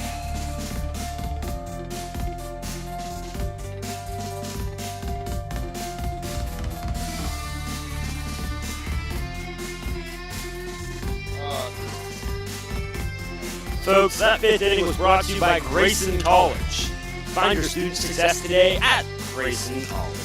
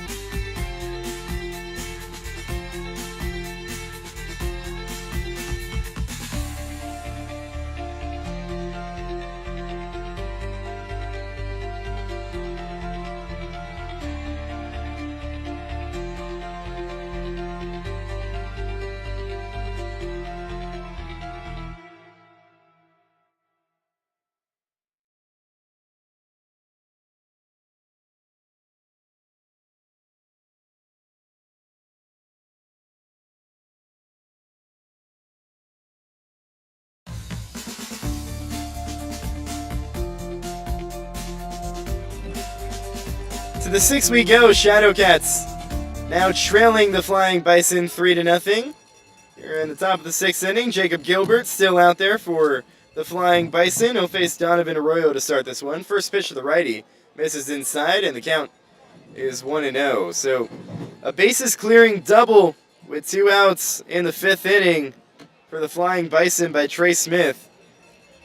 That's provided all 3 runs in this ballgame so far. A rare pitcher's duel between these two squads.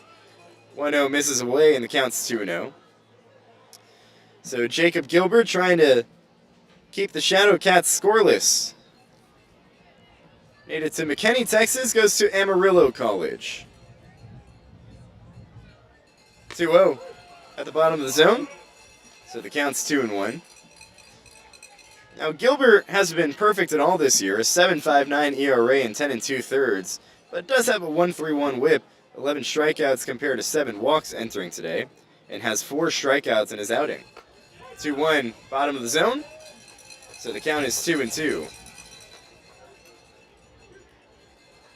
Arroyo tries a check swing behind the mound. In comes the shortstop, Russell. Fields throws the first in time to get Arroyo.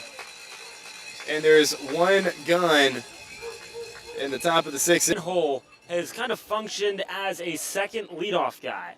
Chance to get things going, and then you have Raquejo after him, who's another on-base guy who can move quickly around. He's got a little more pop to his bat. He has the sole hit of today's game. Singled his last time up. First pitch to him. That one's on the outer half. So the count's 0-1.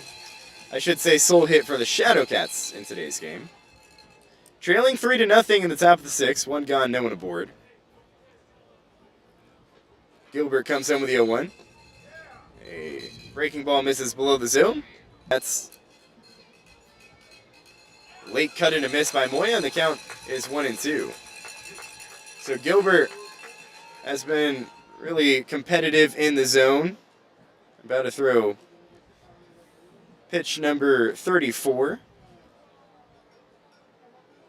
1-2 pitch. Breaking ball misses low. Abilene also has been very efficient in the zone. 30 of 41. 2-2 the count. Gilbert to Moya, the pitch. Chop towards short. Russell gets it on a high hop, couple of steps, throws across the diamond just in time to get Moya. And there's 2 gone in the top of the 6th inning. 3-0. Flying Bison lead the Shadowcats and no one aboard. Shadowcats just have not put good wood on the ball. The one hit by Moya, pretty much the only hard hit ball today. Most other ground outs and flyouts have not been well struck. First pitch to Rakeo, shows bunt, pulls back, and the pitch misses low and away. Let's go along with that. 7 strikeouts for Flying Bison pitching. Foster had 3, Gilbert has 4. Want to know the count to Rakeo, 0 for 2 today. Pitch misses low. So the count's 2-0. Rakeo, the hero in yesterday's game. The bases loaded hit by pitch gave the Shadowcats the walk-off win.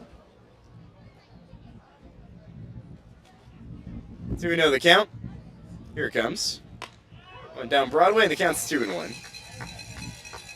Collegiate team. Started his college career at Northern Oklahoma. 2-1 the count to him. The pitch. That one's a strike at the bottom of the zone. Counts 2-2. After hitting .437 in his first JUCO year there, decided to take it up a notch. So he went to the University of Science and Arts of Oklahoma, which is a D2 NAIA, and 52 games played. Couple of steps, throws the first in time, and that retires the side. Shadowcats go down in order once again in the 6th. We go to the bottom half. Flying Bison lead 3-0. You're listening to Sherman Shadowcats Baseball on the Jake Shockley State Farm Shadowcats Audio Network.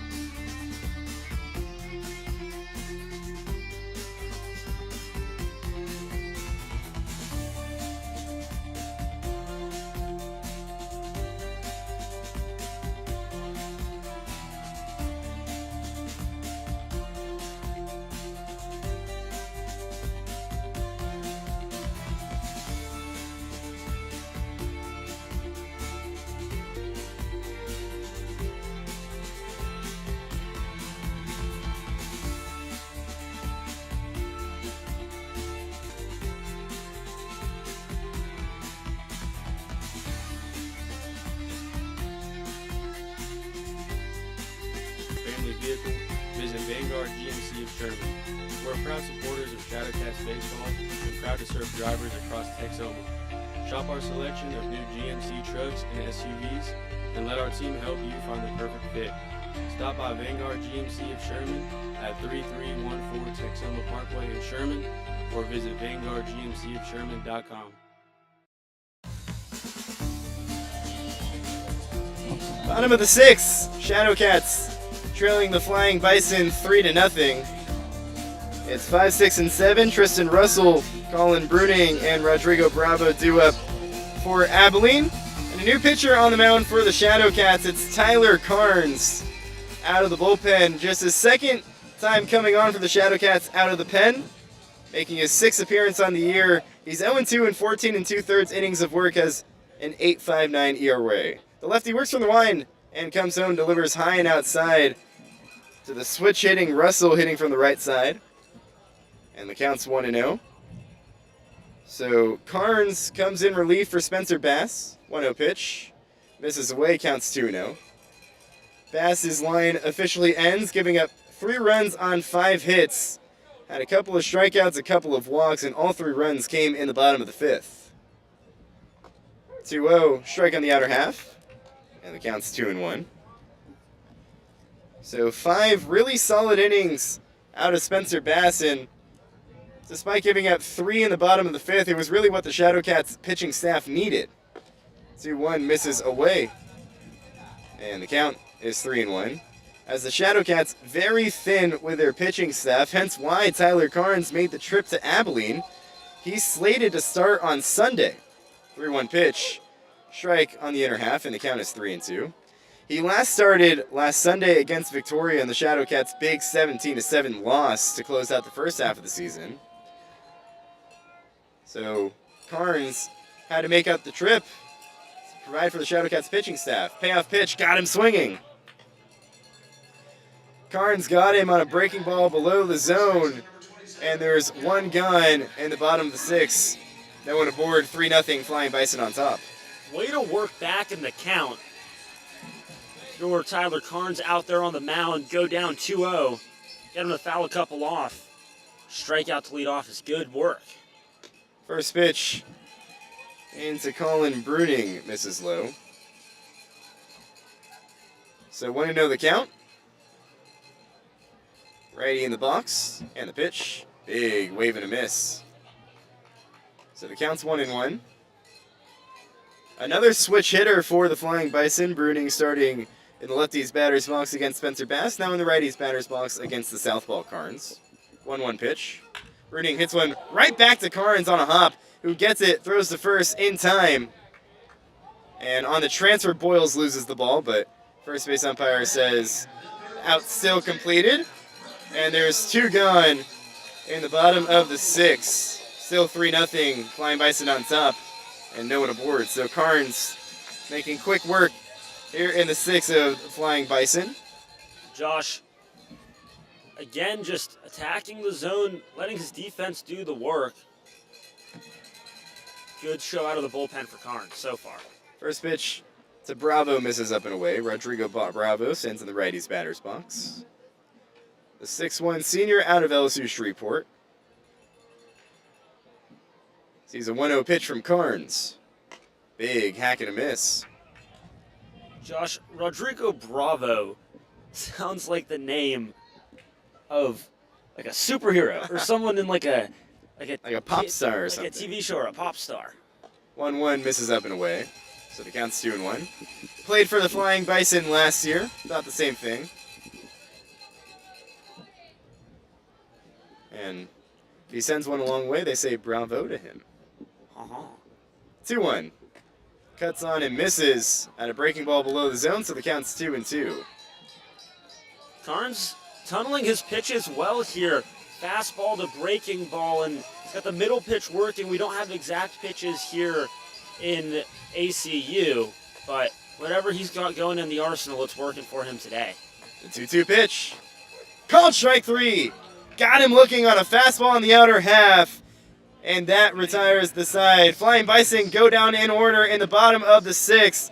They still lead it 3-0 as we go to the 7th. You're listening to Sherman Shadowcats Baseball on the Jake Shockley State Farm Shadowcats Audio Network.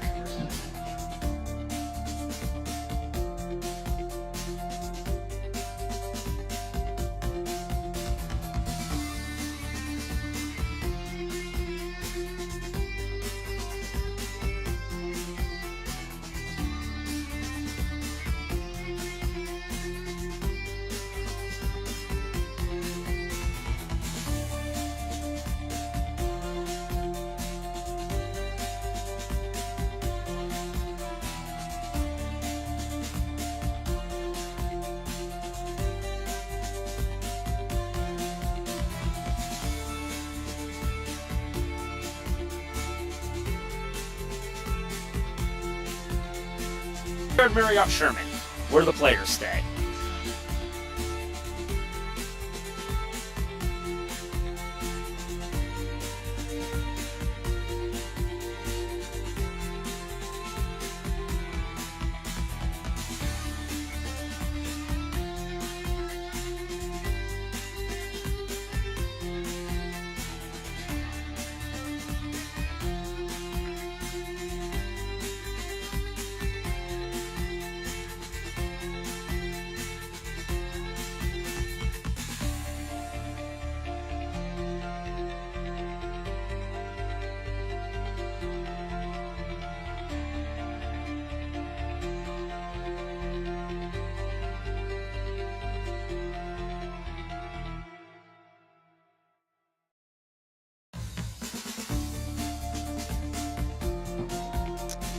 To the 7th we go. Shadowcats showing the Flying Bison 3-0. And for the 7th and 8th, pass it off to Will Clifford. Will, how's it going? Hey, Josh. It's been nice hanging out with you here in Abilene. It's always nice hanging out with you, Will. Zach Felstad, the batter, sends into the left-handed batter's box. It's a tapper off the foot of Felstad. Foul. So, before they had these funny facts on the screens, now those have since disappeared. Yeah, they had favorite pets as a, what did they call it? A little kitty? They said Tyler Sessions likes to juggle cats for fun. They called it fun, in parentheses, NY, so funny. Fun facts. Jacob Gilbert still working on the mound for Flying Bison. The 0-1 offering, missing 1-1. And I find it kind of peculiar that on their Throwback Thursdays, they do everything throwback. So they go as the Prairie Dogs, they wear the Prairie Dog uniforms, and it's not like all their fans wearing the yellow Prairie Dogs as well. To Lewis at second, he field throws to first in time. Just a little tapper there from Felstad. He's 0 for 3 on the day now. Usually whenever you see teams do throwbacks, they'll stick with the same team name, albeit, you know, most of the time their team's staying the same name, but it'd be weird if, I don't know, the Washington Nationals did a throwback day and they... The new lefty, down low, 1-0. I feel like it's confusing having two teams for them. So, a little bit of history about the Prairie Dogs, as the Bison have rebranded. The 1-0, swung on and missed, count even at 1 apiece. So, back in 1995, the Prairie Dogs debuted in the Texas-Louisiana League. And they found some success early. They won in 1996. But attendance started to decline, as here's the 1-1 home to Sessions, missing the outer half of the plate, 2-1. And so, after that attendance decline, the team couldn't make money and they folded in 1999, so short-lived. 2012, the team was revived as the 2-1 is cut on and missed, count even at 2 apiece. So 13 years, team comes back to play in the North American Baseball League, and they struggled financially yet again. They cut their season short, did not play the final 8-game road stretch because they could not afford it. The 2-2 home to Sessions. Cut on and miss, strike 3. 2 up, 2 down here for the Shadowcats. Here in the 7th, Sherman trails 3-0. But price of operating was simply too high. This first offering to Cole Carnes, today's catcher, in there, 0-1 the count. And so they fold, goes past catcher and umpire into the backstop, count even at 1 apiece. Shadowcats they're just not seeing the ball well, because it's not like they have one hit, but they're hitting the ball hard here and there. They have one hit and they've hit one ball hard. So I'm not sure if they're just not picking the ball up out of the hand or what, but they're just not seeing it well. Gilbert's working well. Here's the 1-1 home. That one misses, 2-1. They're not working well. Gilbert's attacking the zone with incredible efficiency, Josh. And just one just one hit on the day, the only base runner, so not even a walk allowed by the Flying Bison today. Here's the 2-1. Carnes watches it miss, 3-2. 3-1, excuse me.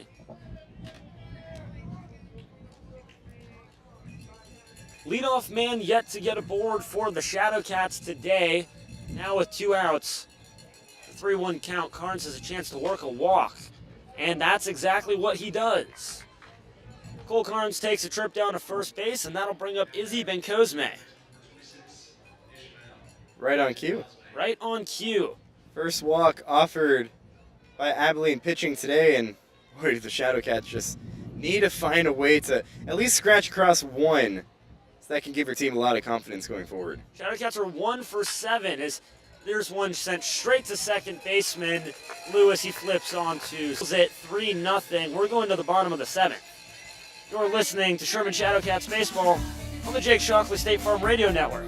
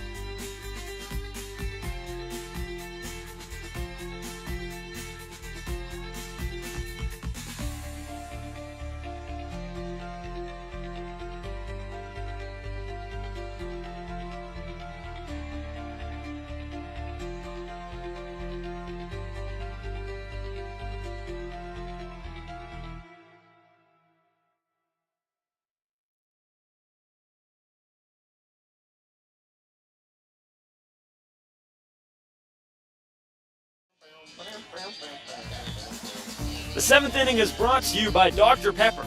Dr. Pepper. It's a pepper thing. Welcome in, Shadowcat Nation. The 7th inning rolls on.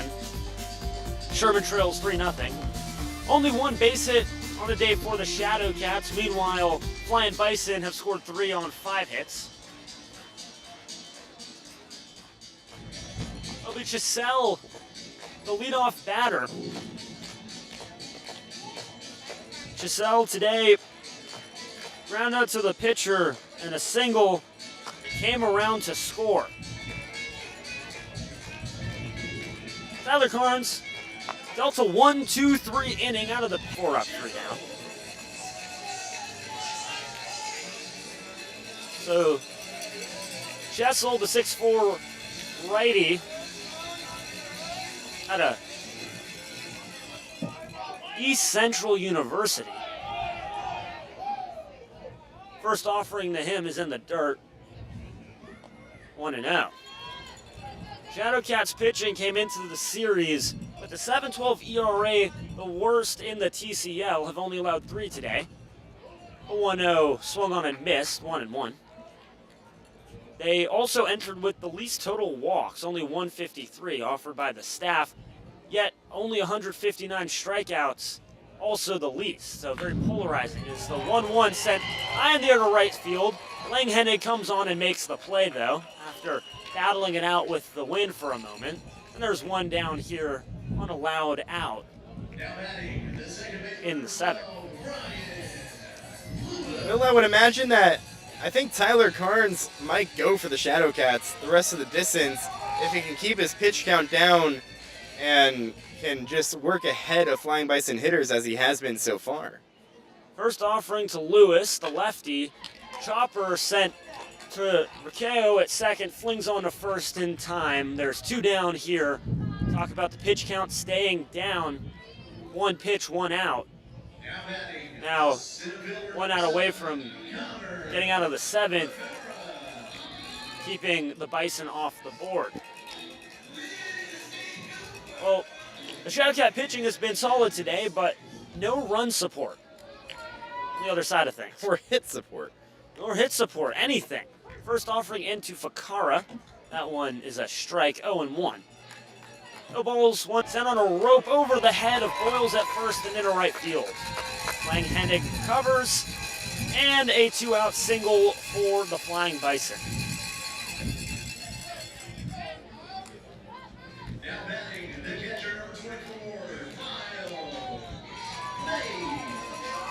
good piece of hitting that time from Fakara.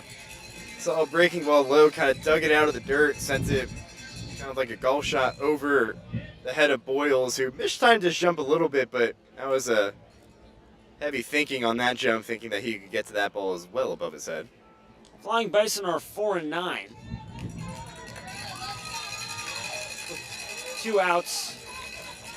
Of course, that came with the 3-run rally, which was back in the 5th. Now deals home, bounced in the dirt. Good job by Cole Carnes, Tyler's twin brother, for scooping that one up. Fakara on first, a threat to go. He creeps more and more. We know Tyler Carnes is a nice pickoff move. We'll see if he uses it. He does it. Runner goes. There's a hot shot sent. Caught by Ben Cosme. He fields, throws to first. Dug out by Boyles at first. What a play. Ben Cosme working the hot corner. No runs, 1 hit, no errors, and 1 left on base. 1 left on base for the Flying Bison. We go to the 8th inning. Sherman trails 3-0. You're listening to Sherman Shadowcats Baseball on the Jay Shock with State Farm Audio Network.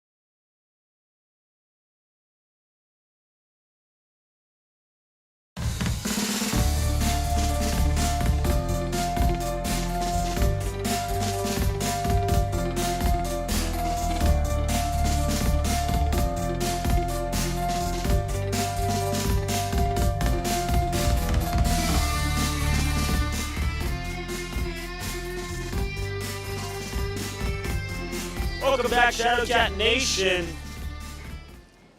We're here at Bullock Brothers Ballpark in Abilene Christian University. It's Charlie Boyles, his first baseman, settling into the right-handed batter's box. He's facing a new pitcher. First offering to Boyles misses outside, 1-0. That new pitcher would be Stetson Callaway from Tuscola, Texas. He attended Florida Gulf Coast University this year. He's going to be a senior. At FCGU, hit an ERA of 21. The 1-0 is bounced in the dirt. 2-0. 5 appearances at Florida Gulf Coast University. Excuse me. Words are hard. Only had 3 innings pitched and 5 hits and 7 earned runs. A 2-0 home. Finally finds the strike zone with the heater. 2-1. On the year, Callaway has a 3.77 ERA with a whip of 133. 2-0 record for Callaway. Already's got 15 strikeouts and 12 walks. The 2-1 misses low.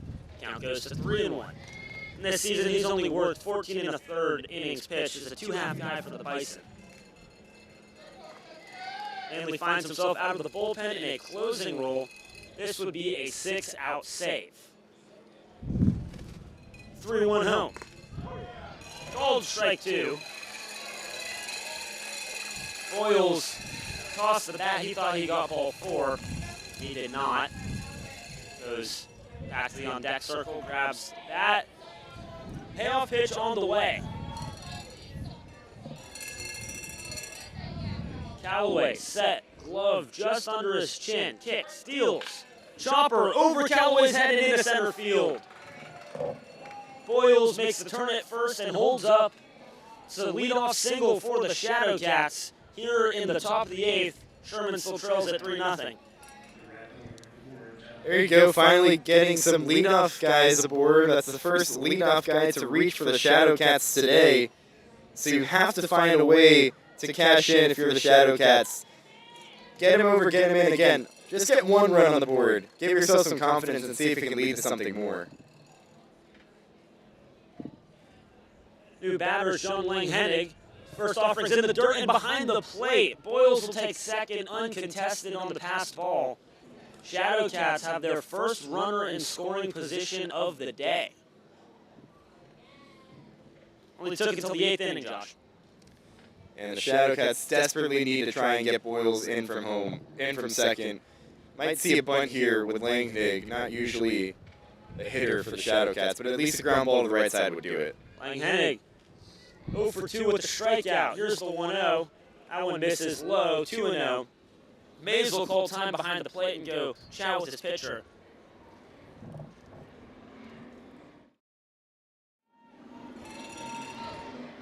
Well, Callaway just struggling to find the zone, so Mace want to go try and calm down his pitcher. But it's a big moment for the Shadowcats. Just keep on seeing pitches. Langhennig, the righty, settles in. Boyles on second. Callaway checks him, now delivers home to Hennig. That one misses inside. 3-0. And we mentioned Stetson Callaway on the year, 15 strikeouts, now 13 walks, at risk of making it 14. We'll see if Langhennig has the green light. The 3-0. Catching the top of the zone for a strike, 3-1. No way he was going to have the green light there. Hasn't gotten a hit, granted his first cuts as a batter this year. 3-1 count. Callaway kicks, steals, finds the zone again. Count goes full. Boyles not in a position to steal on second, taking some hardy leads. More out of preparation to move on a ball hit to the left side of the field if needed. Payoff pitch. Here it is. 3-2. In the X. Sends John Langhennig marching back to the dugout. For Stetson Callaway, what a way to respond. Well, borderline pitch that time, and Matt Loudermilk gives the benefit of the doubt to the guy who just threw 3 straight balls. I'll bring up Donovan Arroyo. First offering to him is foul off. First base side. Out of play. I mean, that pitch was below the knees of Langhennig, and it wasn't being called a strike this entire game, and now all of a sudden it's a strike. Welcome to Abilene, Josh. Everybody's got their own strike zone. What makes them special? Town visit. It's pretty chatty. Arroyo only came on as a pinch runner in the first series of the second half. Is well rested. Callaway resets, now preparing to deliver. The 0-1. Heater misses outside.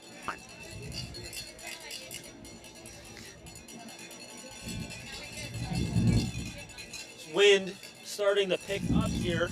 Donovan Arroyo. The 1-1. Bounced in the dirt. Good stop from Mays to prevent Boyles from advancing the third. With 1 out, the Shadowcats need base runners badly. Rather not leave it up to everything in the 9th inning. Cut a couple across here. Base runner's been hard to come by. Callaway set. 2-1. Swung on and missed. Arroyo takes one out here. Sherman trails 3-0. We're in the 8th inning. Sherman has not scored with 2 hits. Abilene has scored 3 on 6. Swung on and missed.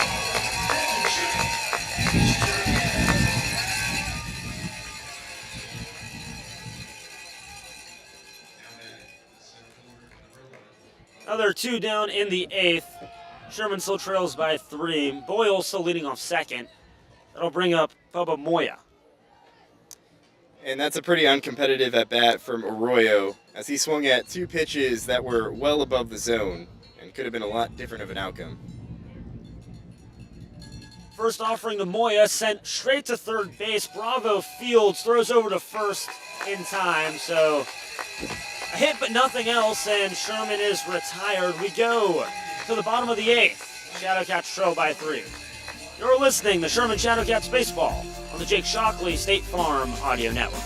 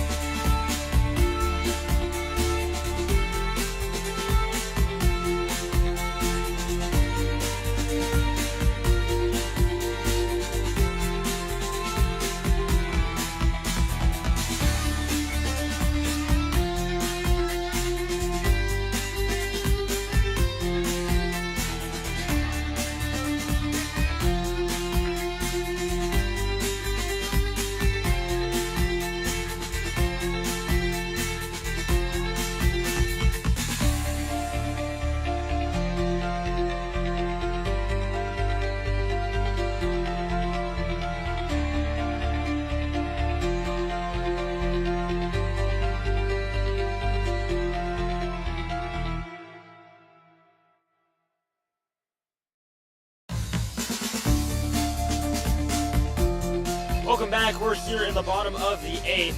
It's Trey Smith. He's got the only 3 RBIs in the game today. As for the Shadowcats, Tyler Sessions still working on the mound. Tyler Carnes, excuse me. First offering into Smith in the zone, 0-1.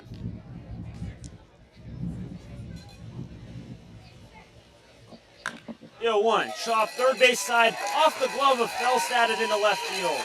Smith turns first, he'll stay put. A leadoff single for the flying Bison here in the 8th. Just a seeing eye single that time, put it right where no one was. I feel like Tyler Carnes is the most unfortunate Shadowcat pitcher who just can't, like all these seeing eye singles, he doesn't have much contact hit very hard off of him. That ball probably had an exit velo about 70 miles per hour, but just hit it where nobody is, and not discrediting anything, but for Tyler Carnes, just has to be very unfortunate. I'll bring up Songren, his designated hitter. First ball bounced in the dirt, 1-0. Smith leads off first. Mays does the catching. Songren and him working a rotation. 0-1-0, runner goes, no throw from Cole Carnes behind the dish. It's a catcher's indifference. Smith swipes second. 1 ball, 1 strike, nobody down here. We're in the bottom of the 8th. Shadowcats trail by 3. Tyler Carnes has gone through 2 full innings with 2 strikeouts and 26 pitches. Here's the 27th. Bunt shown, pulled back, outside, 2-0, or 2-1.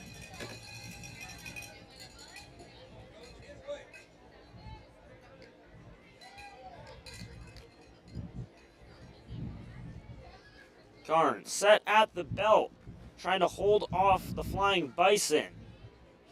Here's the 2-1. Swung on and missed in the dirt. Good job by Cole Carnes behind the plate corralling. Smith really thinking about it over on second.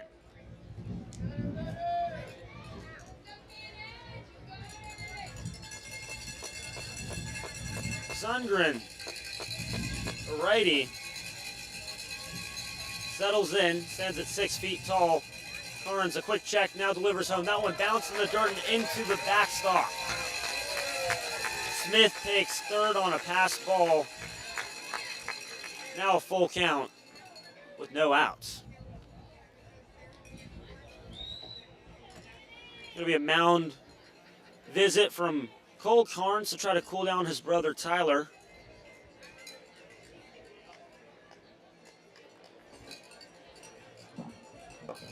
Tyler's called a pretty solid game behind the dish. Only 7 hits allowed today. Play ball called, payoff pitch. Kicks, deals, cut on and miss, strike 3. Sundgren down on strikes. Went fishing for the breaking ball, couldn't find it. Big time strikeout from Tyler there. He really needed that one and got Sundgren looking silly on a couple of breaking balls in that at-bat.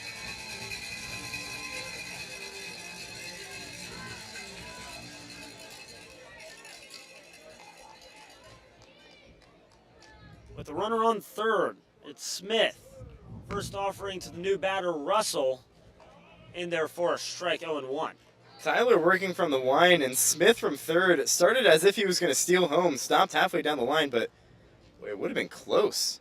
Here he goes again, the 0-1. Cut on and missed. Russell's going to have to shorten up here. He's down 0-2. Shadowcats trail 3-0 here. We're in the bottom of the 8th. Tyler Carnes pitching. Southpaw. Sets. Deals the 0-2. Foul tip. Russell stays alive. Well, Smith is trying to time up Carnes, and I don't think he's going to take the bat out of Russell's hands, but maybe if Bruning gets a chance, the next batter with 2 outs, might see him try and steal home. 0-2. This is low and away, 1-2. And Smith might be expecting a passed ball as well, Josh, as a couple have gone past Cole Carnes. The 1-2 home.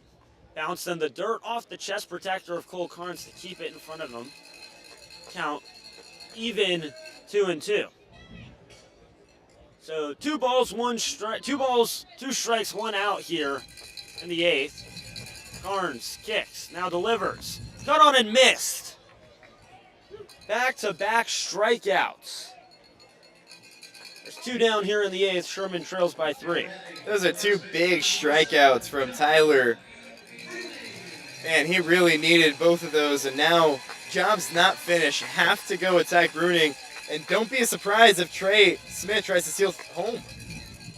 Bruning takes first pitch for a ball. That was the same exact pitch that Linkenig struck out on. I don't get that. Smith dancing at third. 1-0, cut on and missed, 1-1. Carnes giving no focus to Smith at third. Smith isn't even being held on by Ben Kozma. Count even at 1-1. Bruning waiting. Here's the pitch. That one misses. Count now 2-1. 2 balls, 1 strike, 2 outs here. Runner on third. Tyler Carnes trying to get through his 3rd complete inning. Here's the 2-1. Cut on and miss on a ball in the dirt.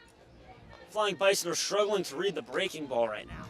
And a really good stop by Cole Carnes that time, making sure Smith stays put at third. Count even. 2 balls, 2 strikes, 2 outs. Runner on third. Shadowcats trail by 3. The 2-2. Chopper foul. We'll do it again.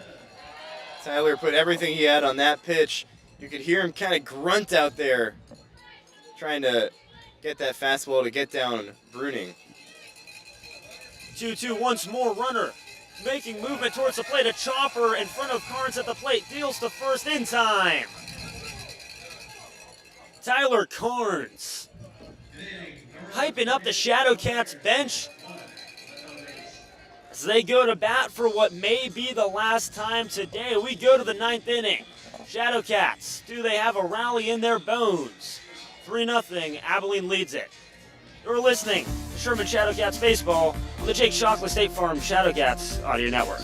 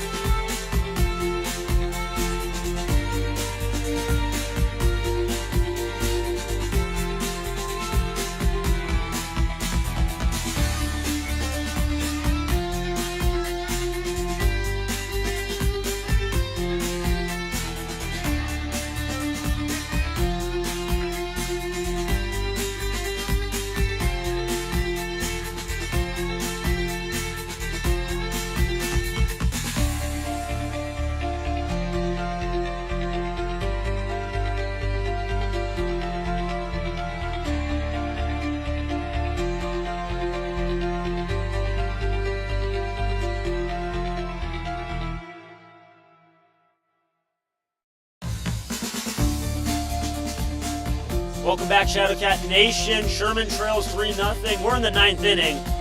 Now it's time for our closer, Josh Rajanoff. Thanks, Will. Shadowcats getting their last licks at the plate in the top of the 9th inning, trailing the Flying Bison 3-0. And they'll have to do it against a new pitcher, Casey Swan, making his season debut for the Flying Bison, just added to the roster today. The sophomore out of Tarleton State stands at 6'1", 165. The righty native to Jacksboro, Texas, making his first appearance for the Flying Bison and his first appearance in his college career. Did not play this past year for Tarleton State. He'll face the top third of the Flying Bison line, or rather the Shadowcats lineup, as the Shadowcats try to extend this game down 3 in the top of the 9th. Swan set, the righty kicks and fires to Rakeo, misses up and away, and the count is 1-0. Shadowcats were down 4 runs going into the bottom of the 9th inning in yesterday's game.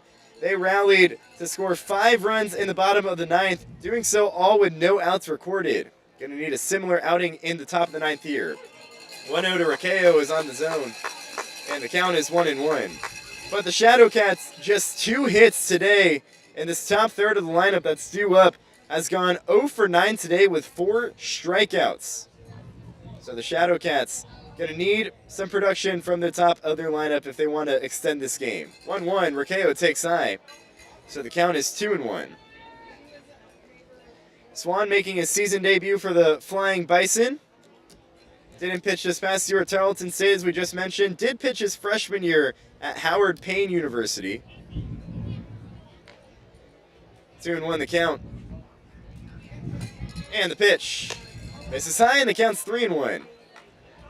The Shadowcats got the leadoff man aboard for the first time today in the bottom of the 8th, or rather the top of the 8th inning, but couldn't drive Charlie Boyles home. Now the leadoff man, Ricky Rakeo, trying to start a rally for the Shadowcats and set up the rest of the Cats lineup. Top 9 down by 3. 3-0 the score. 3-1 the pitch. This one hit towards short, fielded by Russell on a hop. He gets up, throws to first in time to get Raqueo. A nice play by Russell, who lost his footing fielding that one on a backhand. Had to get up, throw to first. And Raqueo is the first out of the top of the 9th and make it 0 for 10 for the top third of the Shadowcats lineup. And now Zach Felstad calling on to try and start a rally. Credit where credit is due, Josh. Flying Bison have done a good job defending the infield. It's really been Russell and Bravo at short and third, holding the Shadowcats from getting any infield singles. So the first pitch to Zach Felstad. That one misses away. Want to know the count? Felstad today 0 for 4 and has 3 Ks. Rather 0 for 3 with a K. Want to know the count? To the lefty in the box, the right-hander comes home. And the pitch misses low, and the count's 2-0 to Felstad. Well, the Shadowcats started yesterday's 9th inning rally with an infield single from Ryan Sessions. A couple of hits and a few walks later, Camden Babcock came up to the plate, tied the game up with a double, and then a hit by pitch with the bases loaded allowed the go-ahead run to come in. 2-0 misses up and away, and the count's 3-0. So the Shadowcats going to need to do something similar here in the top of the 9th inning. Trailing 3-0 in a game where they've only had 3 base runners. 3-0 the count to Felstad. Swan set, kicks and deals. And the pitch misses outside.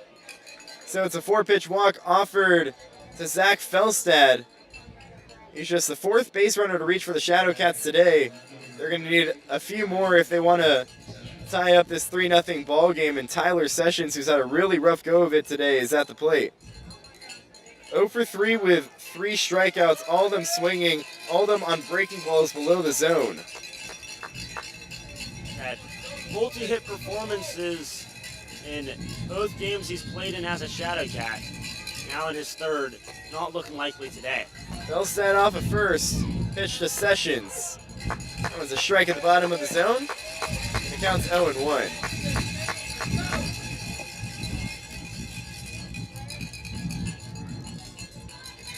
Tyler yesterday had a couple of doubles, a single, and a few RBIs. 0-1 the count. Swan set, heels home. This one fouled straight back, and the count is quickly 0-2 to Tyler. Some fireworks going off out in deep center field as we're in the July 4th weekend. The Shadowcats trying to make it 2 straight wins against the Flying Bison heading into July 4th weekend. 0-2 the count to Sessions. Felstad lead off at first. Swan comes home. Breaking ball misses below the zone.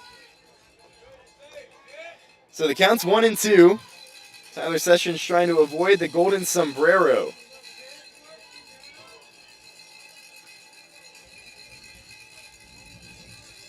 One ball and 2 strikes. Swan set at the chest. Deals home the 1-2. Got him swinging. Sessions waving and missing at a breaking ball below the zone again. He's 0 for 4 with 4 strikeouts, and the Shadowcats down to their last out here in the top of the 9th inning. Last hope is Cole Carnes at the plate. Felstad off of first. Carnes trying to keep this game going.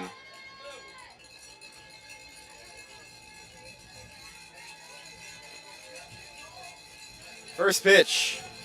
Misses up and away. So 1-0 the count.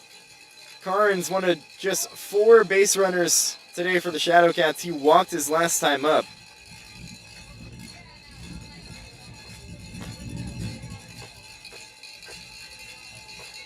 Want to know the count to today's catcher. The pitch. This one hit out to right field pretty well. Chessa going back in front of the track. He makes the play, and that'll do it. Flying Bison pitching absolutely dominates the Shadowcats hitting. They shut out the Shadowcats on just 2 hits. The Flying Bison take game 1 of this 2-game set 3-0 here in Abilene. And it's win number 100 in the history of the Abilene Flying Bison and Prairie Dog franchise. And the Shadowcats just can't get anything going on offense. They only had 4 base runners all night long and just 2 hits. Disappointing outing for the Shadowcats as they fall 3-0 here at ACU. As we go to our Joe Brownlaw post-game show, Will, just a disappointing effort, and the pitching staff was probably the best we've ever seen it for the Shadowcats this year, giving up just 3 runs. All 3 came in the bottom of the 5th on a bases-clearing double from Trey Smith. He's our Buffalo Wild Wings player of the game. On the other side, the Shadowcats, I don't think there's been a game where they've been more dominated on the plate. It was an unfortunate way to go about things. Yesterday, you had some walk issues. The arms weren't exactly there.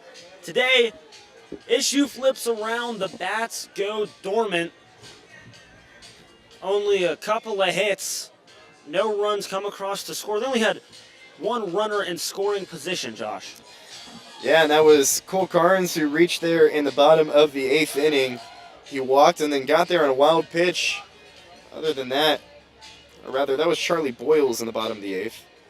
He walked and he got a single, got there on a wild pitch, and Shadowcats just couldn't bring anyone home. And the Flying Bison wins 3-0. Just a disappointing effort from the Shadowcats, who look to respond tomorrow and try and split the 2-game set with the Flying Bison, and they'll need the bats to wake up. I don't know what it was. The Shadowcats, who looked so good in their first 2 games of the second half, of course, made some lineup changes, and not their entire team with them today. Ryan Sessions away for the Shadowcats all weekend, but still got to find a way to produce, and the Shadowcats can't do so. As they fall to the Flying Bison 3-0, we go to our final lines for tonight's game. For the Shadowcats, no runs on 2 hits. Again, just 4 base runners all day. And the Shadowcats can't get any runs on 2 hits. The Flying Bison, 3 runs on 7 hits and no errors. For the Flying Bison, the winning pitcher is Jacob Gilbert, as Nolan Foster started the game, went 2 innings, but Jacob Gilbert goes the length of the way. He is credited with the win. And the losing pitcher, an unfortunate loss for Spencer Bass, who pitched really a beauty, only fell into 1 inning of trouble in the 5th, but that 1 inning where the Flying Bison scored 3 runs, all 3 runs in this game, he is credited with the loss. Casey Swan, in his first Flying Bison outing, gets save number 1 for Abilene, as they win it 3-0. We'll be back with you here tomorrow as the Shadowcats go for a split with the Flying Bison, but the Shadowcats fall in this one 3-0. First pitch tomorrow between the Shadowcats and Flying Bison is at 7:05. Be sure to tune in to the Resco Welding pregame show at 6:45. That's going to do it for us here in Abilene tonight. For Will Clifford, sitting next to me on my left, I'm Josh Rajnov. Shadowcats fall 3-0 to the Flying Bison. Until tomorrow, so long, everybody.